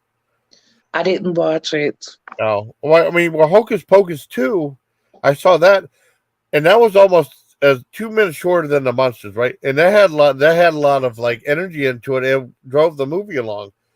Whereas like the Munsters, I don't know why he made it so low energy with there just wasn't enough going on to it. He could have just made it a little more interesting. Probably because Rob Zombie's not a comedy writer. He's a horror writer. Well, he made a He shouldn't have tried to write something other than a horror movie. yeah. Well, he made a kid-friendly comedy because he was a big fan of the Munsters, But I mean, it just was so low energy, But I mean, there's some stuff. I mean, Cassandra Peterson was in it towards the end. She was great. Yeah, I think the guy who played Grandpa and the guy who played Herman Munster were both really good. That's what saved the movie. I think I watched 5 or 10 minutes of it and turned it off. I did watch the beginning of it, and I was honestly couldn't get past the makeup. Yeah, I don't blame you. I don't blame you. Honestly, they should have just shot it in black and white, like the TV series was in black and white. Yeah. Watching them in color was a problem for me, honestly. The makeup was horrible. The makeup was so bad. Yeah, I don't blame you. I mean, it's like for a while I started defending the Munsters and stuff like that. People saying like it looked like a bunch of angry millennials saying they're the worst movie I've ever seen and stuff because I thought it was okay. I didn't really. And then people were like, "Boy, that movie really sucked." Everyone I told to, boy, that really sucked. I was like, "Yeah, it kind of did go so low," so I stopped defending it. I did defend a little while, but just because I see so much of like videos like I hate everything, I hate this movie, I hate this, I hate this, I hate this, I hate this, and it gets tons of views. And then I don't want to say I hate something when I really didn't, just to get views, though. You know what I mean? Yeah. I was defended for a little bit. I kind of gave up on it because it was a chore to get through. I watched the whole thing though, but it's just, for me, like the makeup and the costumes and the set designs, all that's important to me also. So when I turn it on and the makeup looks as bad as it did for this show, like the costumes were fine, but the makeup was just horrendous. I'm sorry. And they should have done something better with the makeup on it or shot it in black and white because the makeup was just horrible. Well, the problem I had, they met the creature from the Black Lagoon, and that looked really cheap. And that's supposed to be made by Universal. I thought they'd at least get a better suit for the creature from Black Lagoon because it looked really awful. I don't know. I mean, because the original suit, they looked pretty good. And whenever we showed them clothes, the close-up looks of the Gill Man, right, was really creepy, though. Is that in the Munsters? Yeah, they met Pete from Black Lagoon. And I think they watched some of his movie. They're all like eating popcorn See, and having that's what I'm talking about. yeah, Like, they didn't spend enough money on the costumes and yeah, makeup. yeah. I could probably send you a screenshot of the Pete from Black. Or they might have that on scene for that. And you can just see how bad it looks because it just Yeah, looks like really cheap looking. You know, yeah, I don't want to watch the movie because, I like don't want. Yeah, seriously, I saw like 5 or 10 minutes at the very beginning, and I couldn't get past the makeup enough yeah, to watch it. I was like, oh my gosh, like I'm no pro at yeah, stage makeup, but my costume makeups yeah. look better than that. Yeah. I know. I just thought that the suit looked really cheap, though. It looked like some bargain. It looked awful. And since Universal was doing that, I thought maybe they'd try to make their Creature from Black Lagoon look better. You know? Mm, Oh, did you ever watch any of the Creature from Black Lagoon movies back in the day? no, but I saw the one that del Toro did, Oh, yes. Shape of Water. That That was was so awesome. good. That It was was so awesome. good. Yeah. Yeah. And see, he did the costume and the makeup correct for the monster. Yeah. Maybe he could have done the monsters. He should have. He would That have would done have a been better awesome. job. That would He have been would have awesome. done a better job. Yeah. Like del Toro, his movies are very artistic Yeah. and He could have. everything's perfect with them. Like you might not really care for the storyline, but the Yeah. like they're pretty to look at. The costumes, the Yeah. makeup, the cinematography. He's really good at painting a nice picture on film. That's cool. Oh, Hmm. but you want to know? I The one of the Shape of Water was amazing. I love Shape of Water, and with Creature from Black Lagoon movies, there was one of them. There was one that was on like a theme park. I think there was three of them. I only seen two. It was either Creature Walks Among Us or Revenge of the Creature. It was like on a theme park. I remember watching it on a like late night horror movie show. And Uh, guess who had a small part in it? I think it was before he got famous. who? Clint Eastwood. Oh wow. That was pretty cool. Because it's neat seeing people you never. Have you ever like revisited a movie and you've seen a movie and you didn't know who the guy was and he got famous? Oh my god, I didn't know who he's in this movie. Yeah, that's happened to me before, Yeah, especially with horror movies. I'll watch a horror movie, I'll go back and yeah, watch one. I'm yeah, like, oh my gosh, that's so and so. I had no idea. yeah. Oh my, it's like oh my god. Well, I knew who Kevin Bacon was at the time because I didn't see Friday 13th I didn't till later know on. Kevin Bacon was in Friday the 13th until Yeah, like a year or two ago. I was yeah, like, oh my gosh, are you serious? I yeah. never noticed it. Yeah, he's the one that got the arrow through the Yeah. neck.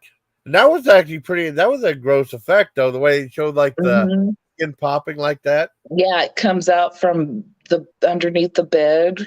Yeah, that would suck though, because you wouldn't know what's coming. Hey, and like, hey, what's going on? Oh, too late. You know.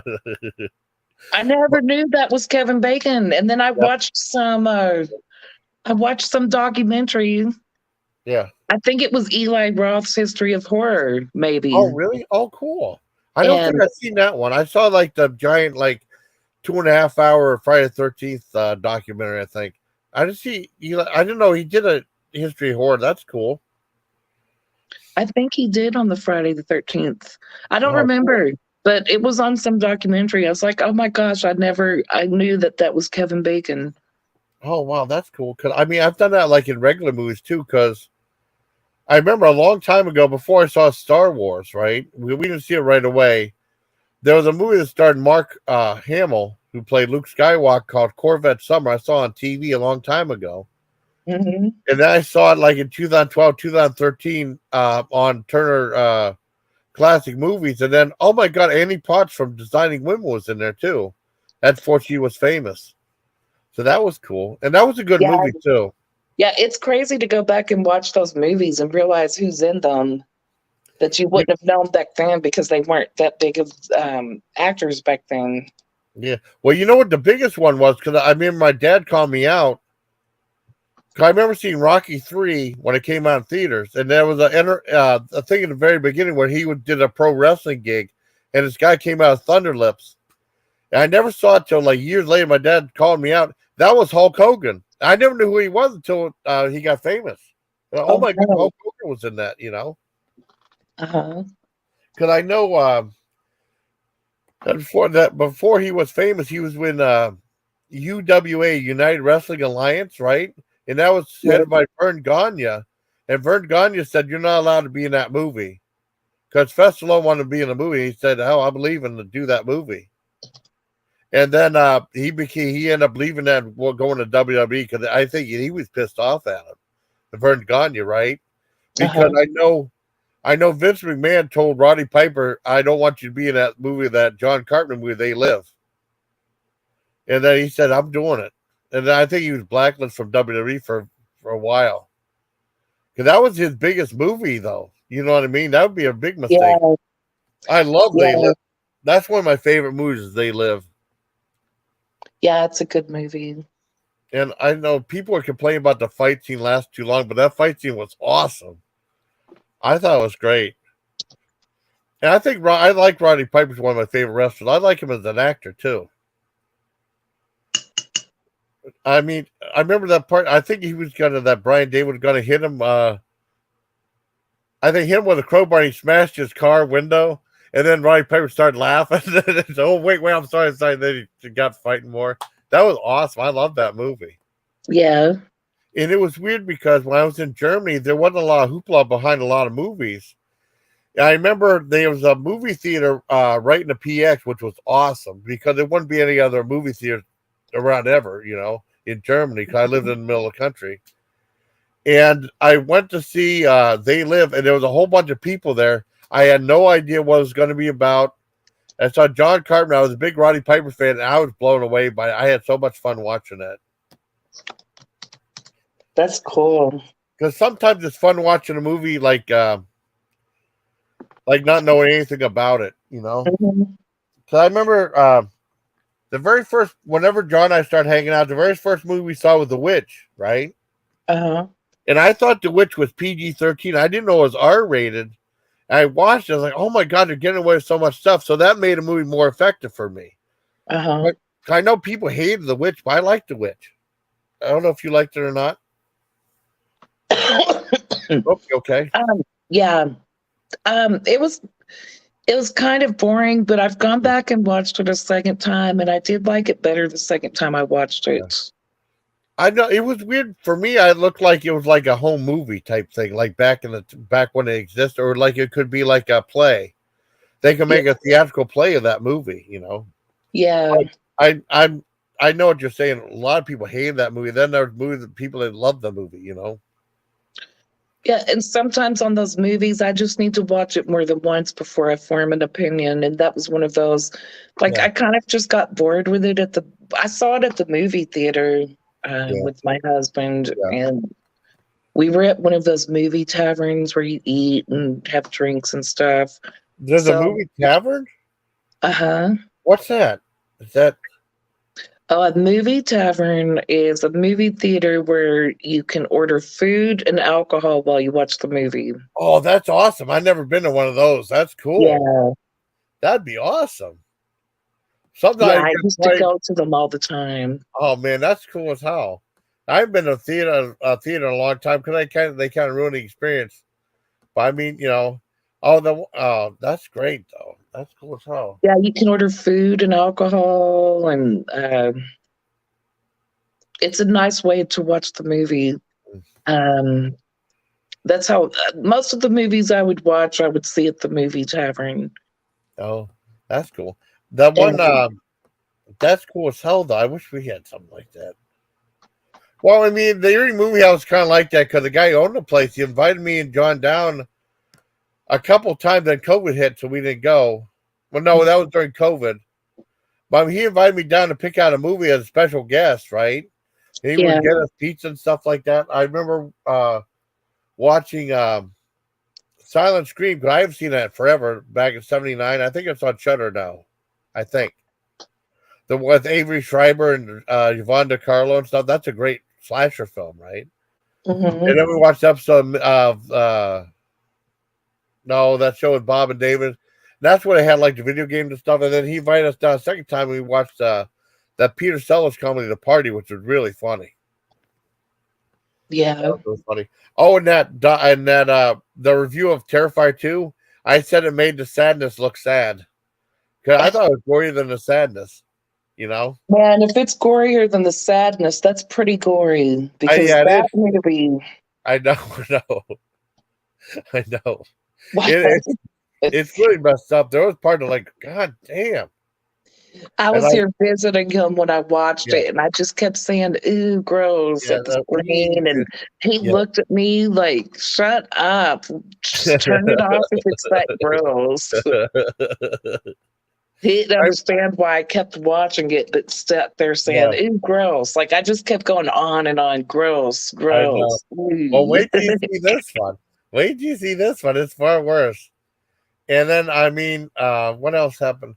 Oh, that I told you that when YouTube was in there. I remember there was this. I remember seeing a movie called New Year's Evil. It's one of my favorite slasher films. Hmm. And I remember watching. And they started showing on. It was on Elvira. And then they started showing on Turner Class Movies, The Underground. They used to have that. And Dad used to watch it. And there's a part where it was like this guy Kip Niven. Well, this girl like to play Pinky Tuscadero.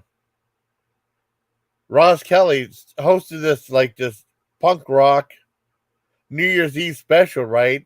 And they were supposed to show like it's supposed to have New Year's Eve in all 4 time zones. And this guy said he said, "I'm here to commit murder at midnight," and he's gonna do it in all 4 time zones. He had a voice change, talk like that, and Uh-huh. it was Kip Niven, and I mean that's the guy he didn't have a mask. They didn't spoil who it was. Well, he wore a mask a couple times. And then there was a part where there were these 2 girls, and this one girl had like this real squeaky voice, and my dad's like, "Will you kill her already?" And she just kept talking, talking, talking, and he couldn't find a place to kill her. And it went past the time he was getting really impatient. My dad said, "Will you kill her? Will you shut?" And he told the girl, "Will you shut up?" And you killed her already. It was so funny. She had a Yeah, really there's annoying voice. times Yeah, there's some movies I can't watch because the kid is so annoying in them, like the yeah. Babadook. My That dad kid, felt. Yeah, I know, I know. He's oh annoying. my gosh, that kid was a brat. I know. My dad felt bad for him. Now he said he didn't like that girl, the mother being that mad to him. He couldn't watch the movie. That, The kid, yeah, the kid was such a brat. I know. He was really annoying. I didn't know he was that annoying until I started seeing a list of annoying characters. Because it's like the kid and then Franklin, from Texas Chainsaw. Uh, Yeah. Yeah. I was like, "Hey, Frank, want to come down? Want to come down?" Remember from the Texas first one? I can't. "Hey, Frank, it's going to be a good time. You're going to have a good time here." And it's like, I just started laughing. This like Franklin, that guy in a wheelchair was annoying.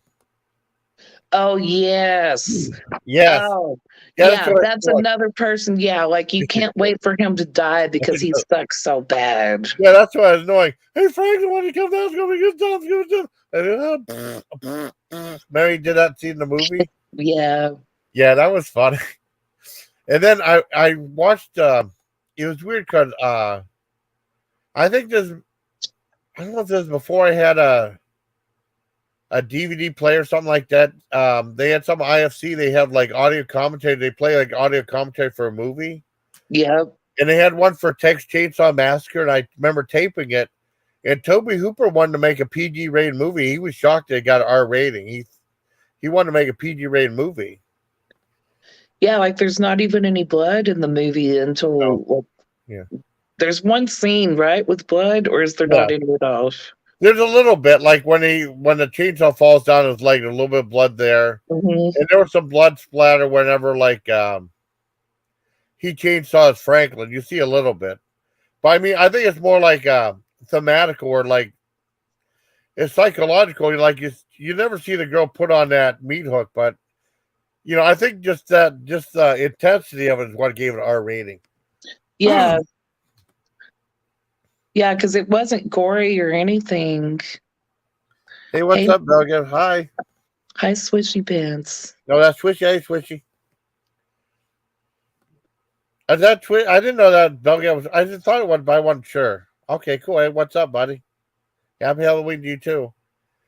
Um, And then I think the guy who was directed, remember Tourist Trap? Tourist Trap, yeah. Yeah, I mean, he wanted it to be an R-rated movie, and he was devastated it got a PG rating, but I mean, he didn't make it intense enough. You know what I mean? That's Even fun. though, Like you can get more viewers if it's PG, so why would he want it rated R?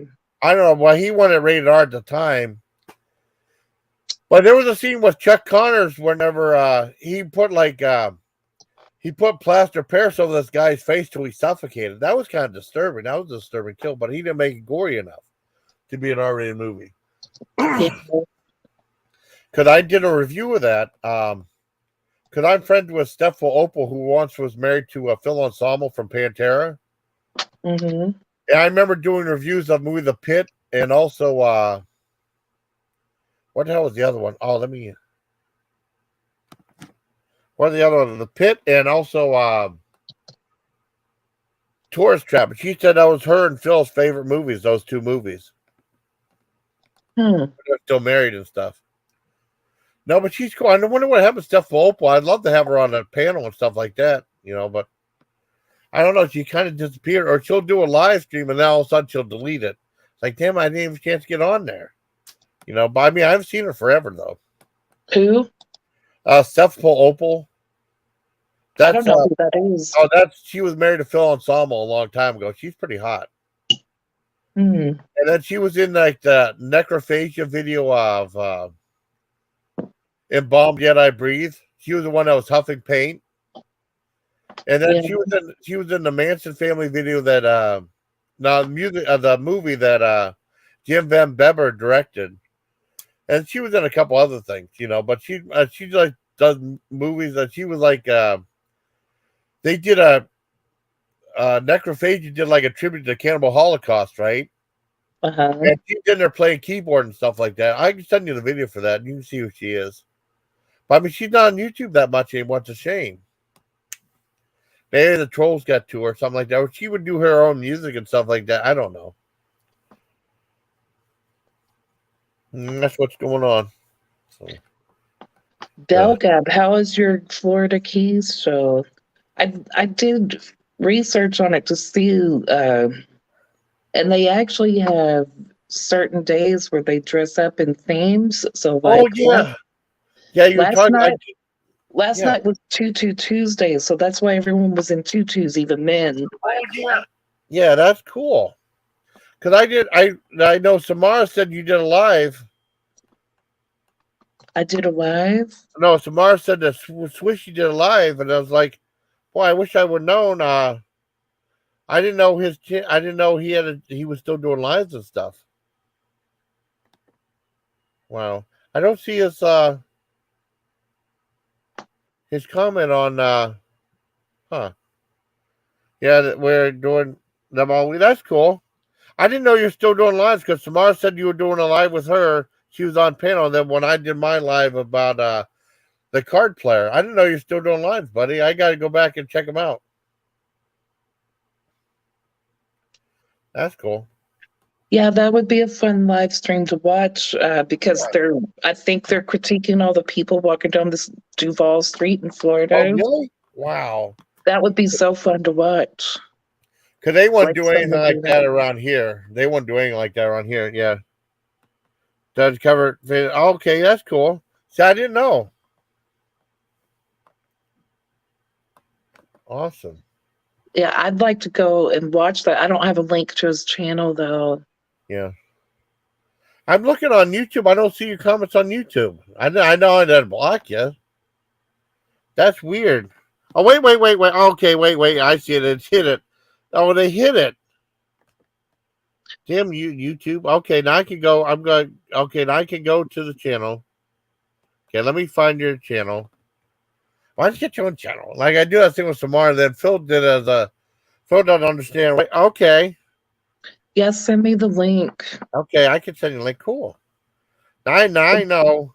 The white women. Don't worry, I know Swishy Pants that you're mad at me or whatever. So if I come into your room, I won't chat. I'll just watch and be entertained by your commentary on the parade stuff, because I would like to see your commentary on it. I think Yeah. it would be hilarious to watch. Yeah, cool. I mean, yeah, we're not here to have the link. Okay, I got it. I got the link too.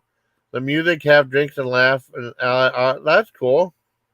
Well, they want to have something like that where I'm at. They're too like, I don't know. They're too like prudish where I'm.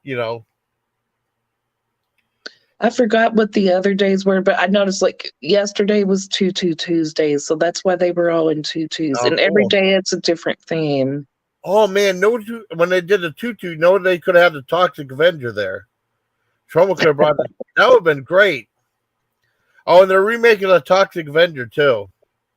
I don't know if they're going to have if Trauma's doing it or like a major company's doing something. I don't know. Did they have for the tutu thing? They have someone do dress like a Toxic Avenger there. That'd be cool. Um, King Rich has the link. I got the link too. I can send it to you, Spoof. cool, thank you. I went to your channel, and I mean I could go to your channel on YouTube because I mean YouTube blocked a couple of your comments. I unblocked them, right? And it said go to channel. I subscribed to the thing now. That's cool. Cause I didn't know you're doing lives again. Cause you were doing it as like Oscar strips and stuff like that.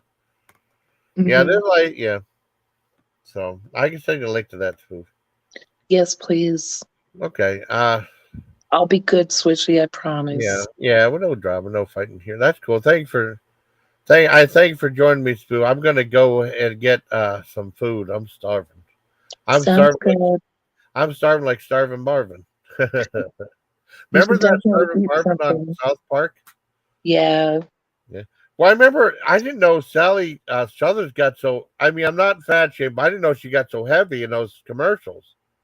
Because I remember as Gloria, she was really skinny. You Yeah, know? but she was like, you could tell by her bone structure Yeah. that she's one of those people where she has to work on her shape. Like, Yeah. because I mean, there was times on All in the Family where she was a little not fat. She was Yeah. never fat on there, but maybe a little had more weight than most women on the show. Yeah. Yeah, see, I never really noticed that as a kid. Maybe I wasn't as biased. You know what I mean? I mean, I'm not fat shaming, not like that, you know. Yeah, they're stuck on the sidewalk like turtles slipped. Oh, wow. Wow. Stuck on the sidewalk like turtles. Oh, man. That's crazy. But it's weird because, I mean, after they did a show called Gloria, a spinoff show. And then I didn't see Sally Struthers for a long time. And then Mhm. she was doing those commercials for UNICEF and stuff. But she was also the voice, one of the voices in the show Tailspin. Yeah. And she was in a great. Now I tell you, it wasn't a horror movie, but I considered it was really scary. Called Gun in the House. It was like a TV movie, like she got a gun fighting off burglars or something like that. It was like a home invasion type movie made for TV. That was scary. If I can find that, I'll send you a link to that. That's a really good one. All That's really right. hard to find. It's called Gun in the House. So, okay, I think I'm going to wrap it up. I want to thank you for coming up, Spoof. You're my first guest on a panel in forever. I'm glad. I'm glad you did a live stream during a time frame where I could get Yeah, on here and chat with you because it yeah, has been a while. It's just yeah. at night because I'm Oh, visiting my husband yeah, and I'm not spending a lot of time on YouTube. yeah. And I can't do live panels with him sitting right here next to me. Oh, Like it'll bother him. I understand that. I mean, Yeah. it's just weird. I mean, because of work and stuff like that, because usually, I mean, I'm able to do like my videos and upload them and stuff like that. I don't have enough time, and work. I mean, I have to work. Yeah. It's just but it's like it kills the YouTube. But I mean, until I make enough money to live off YouTube, which probably will never happen. I mean, I have to just go, do what I'm doing now. Yeah, And there's it's pretty like I think you have to be like Captain Content and Chicken yeah, Andy where you're on the RV live streaming all yeah. day to make a living, and I'm not even sure how much money they make. I know. Well, I did that live of the card play last night. It was an hour long live. I got $15 donation, so that was good. But I mean, That's cool. Yeah, I mean, it's fine. I make like $200 to $300, and that's like good supplemental income. But it's not. And I like doing videos and stuff. It's like, but it's not really gonna. Because there's some people make like $2,000 or $3,000 a month. I would love to do that. Then Yeah, I might but cover. it's really difficult to do that. I know it is. I know Joey's World Tour makes about 4 or 5 thousand. He had like over 100,000 subscribers. You know Yeah, him. He's the one that goes, "Woo woo woo woo! I'm back." I used to do collabs with him a long time ago. But I yeah, mean, the food review but it's community. really hard to get that big anymore. I know. Well, there's one kid named Nicholas Green, right? He was doing like outdoor videos. He said I was his. Mhm. He invited me down to back to Green's flea market because it's torn down now. It's no longer there. But I mean, he invited me down. And he was my. He said I was his inspiration to do YouTube videos. His channel took off, and he had like over 100,000 subscribers. And he got like that won the silver play button from YouTube for having over 100,000. That's pretty awesome. Oh, Did you you made that? really? Holy shit! Good for you. Wow. Are you joking? In the early days, well, yeah, he was probably, In the early days, it was probably easier. yeah, Like, didn't you get a big check if your video went viral? I don't remember how many views it had to have, but yeah. I mean, it would depend on what it is. You know what I mean? But I mean, yeah, you make a few $1,000s if your video went viral. That's. But I mean, it's really tough making money. That's awesome. You made that. You were lucky to join it early because I didn't start YouTube till 2013, and it took forever to get my channel to take off and like a year. I mean, well, I mean, I had some success. That's awesome, though. Part of the original. Oh wow, okay, that's cool. Original that gun. is cool. Now YouTube is cracking down on gun videos too. It's crazy. They're cracking down on that. They said like any video that is meant to be like a fetish type thing is gonna get. And they're getting rid of anything like that. And it's weird though because like they do like videos of love gun such. Oh wow, that's cool, man.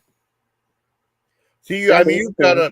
you got on a good time because Yeah, Dame Drops, the guy Dame Drops was the very first guy to do like a food review that went viral, and he had like over 1 million subs now, and he's been on Rachel Ray. He has a show on Netflix. I would love to have a show on Netflix.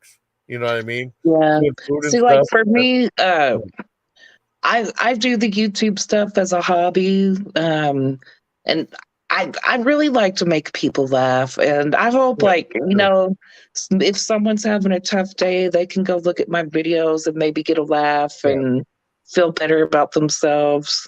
So that's all I want with yeah, my channel is to yeah, make someone laugh. yeah, And I don't want to monetize because there's too many rules. Like I yeah, like putting music in my videos and yeah, stuff, and you can't do that when you're yeah. monetized. That's There's true. just too many rules. But Well, I I agree. would like a bigger channel with more people watching. I don't want to make money off of Yeah. it. It's tough. It's really tough. It's not a. God, we talked Belgab and I talked about. Remember we talked about in that one live. Yeah, this was back in the 2000. Yeah, that's the time to have done it. But I didn't have a computer back then because my dad was bitching and screaming so much about being online and stuff. That's the time that have really joined is back then. There's so much competition now. Yeah, Yeah, you joined at the right time though. Because I think they were actually looking for content, and they were paying people to put content on their channel for a while. I think the very first one was some guy at a zoo or something. The very first YouTube video. Yeah, that's the one time to join back then. You did the right thing. definitely. Because when I got monetized, it was when it was easy to get monetized, right? Hmm. And then just put up some videos, they'll monetize you. And then like with Adpocalypse, with PewDiePie saying the N word and stuff like that, they lost a lot of subscribers. And I mean, they lost a lot of advertisers. And then YouTube started getting really strict about what they put out. And then, I mean, at first it was like I thought it was a restriction, but I thought it was fair. Wait a second, it's too control. I agree. I agree. Yeah, terrible. If you want to try to make money without being trapped, yep, I agree. Yeah, I agree. I agree.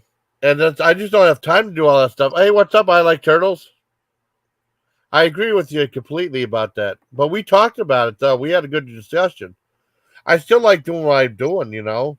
It's just I don't have time to go to all these other platforms and stuff. I just, you know, it's just with work and stuff like that. I mean, YouTube eats up a lot of my time as it is, you know. It's just a lot Yeah. of work. But I like doing what I'm doing now, and I have at least some success. But no, I agree with you completely about that. And then, I mean, I think one of the first stipulations was if you have like a new channel, you can't get monetized until your channel has over 10,000 views. Now, I think that was reasonable, but then they changed it to like saying like you have to have like over 1,000 subscribers, you have to have like 2,500 hours of watch time or something like that in order to get monetized. And what sucked was a lot of my friends who were monetized, like Trav, which I'm just new, have to raise a anti-communist special. Oh, Cornworth. Oh yeah. I was here. Oh yeah. There you go. There you go. But I mean, uh, I know a lot of my friends who were monetized, right? And they were monetized for a while, like Trav and Leather and Jade and Berkshire Bacon Lover, right? They were monetized, and it was all fair and square, right? And Yeah. then YouTube, I mean, they were going from creator to creator, it wasn't right away. Because I was still safe. I was still like, I was in the parameters of the requirements. Because I was still good, right?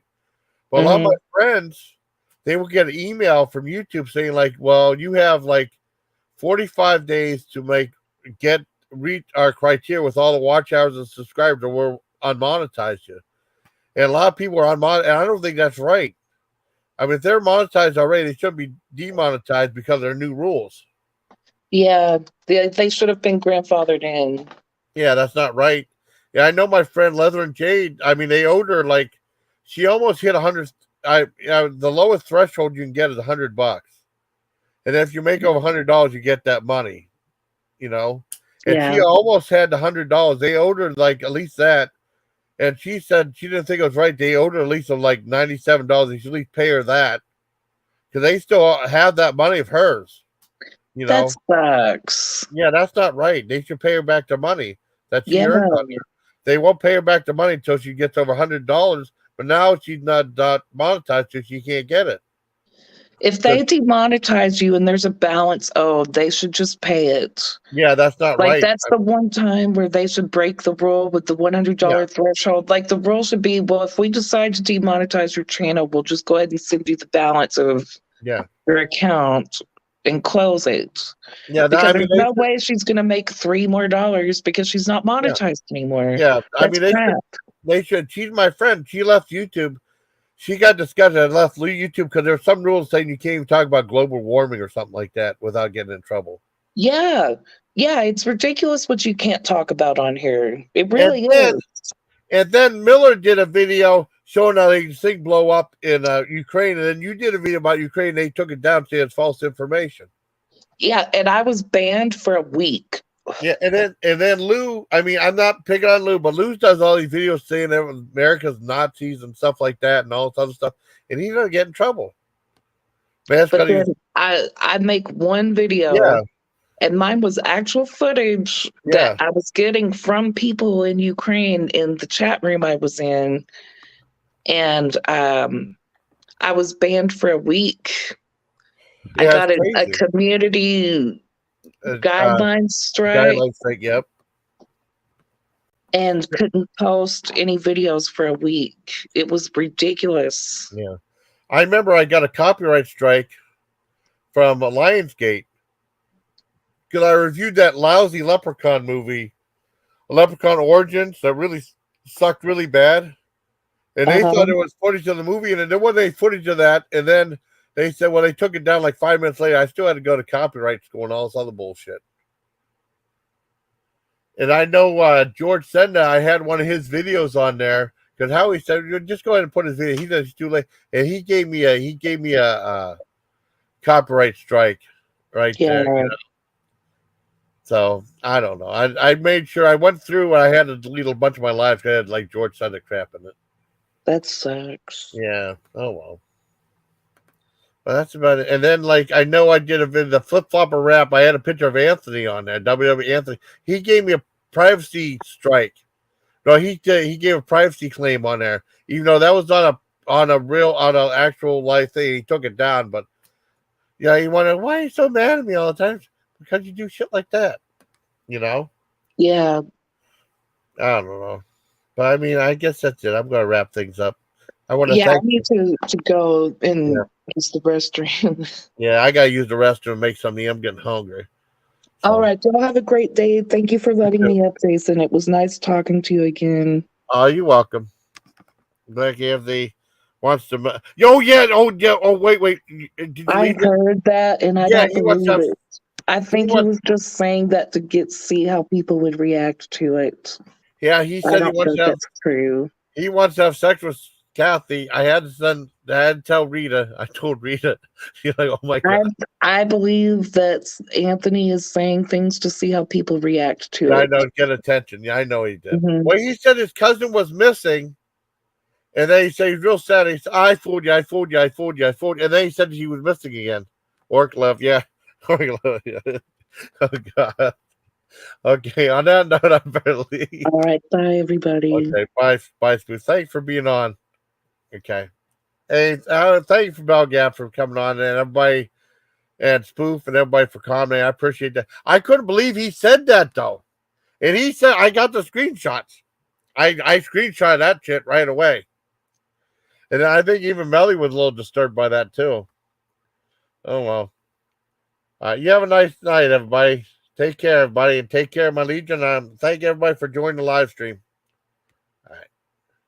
Bye, everybody.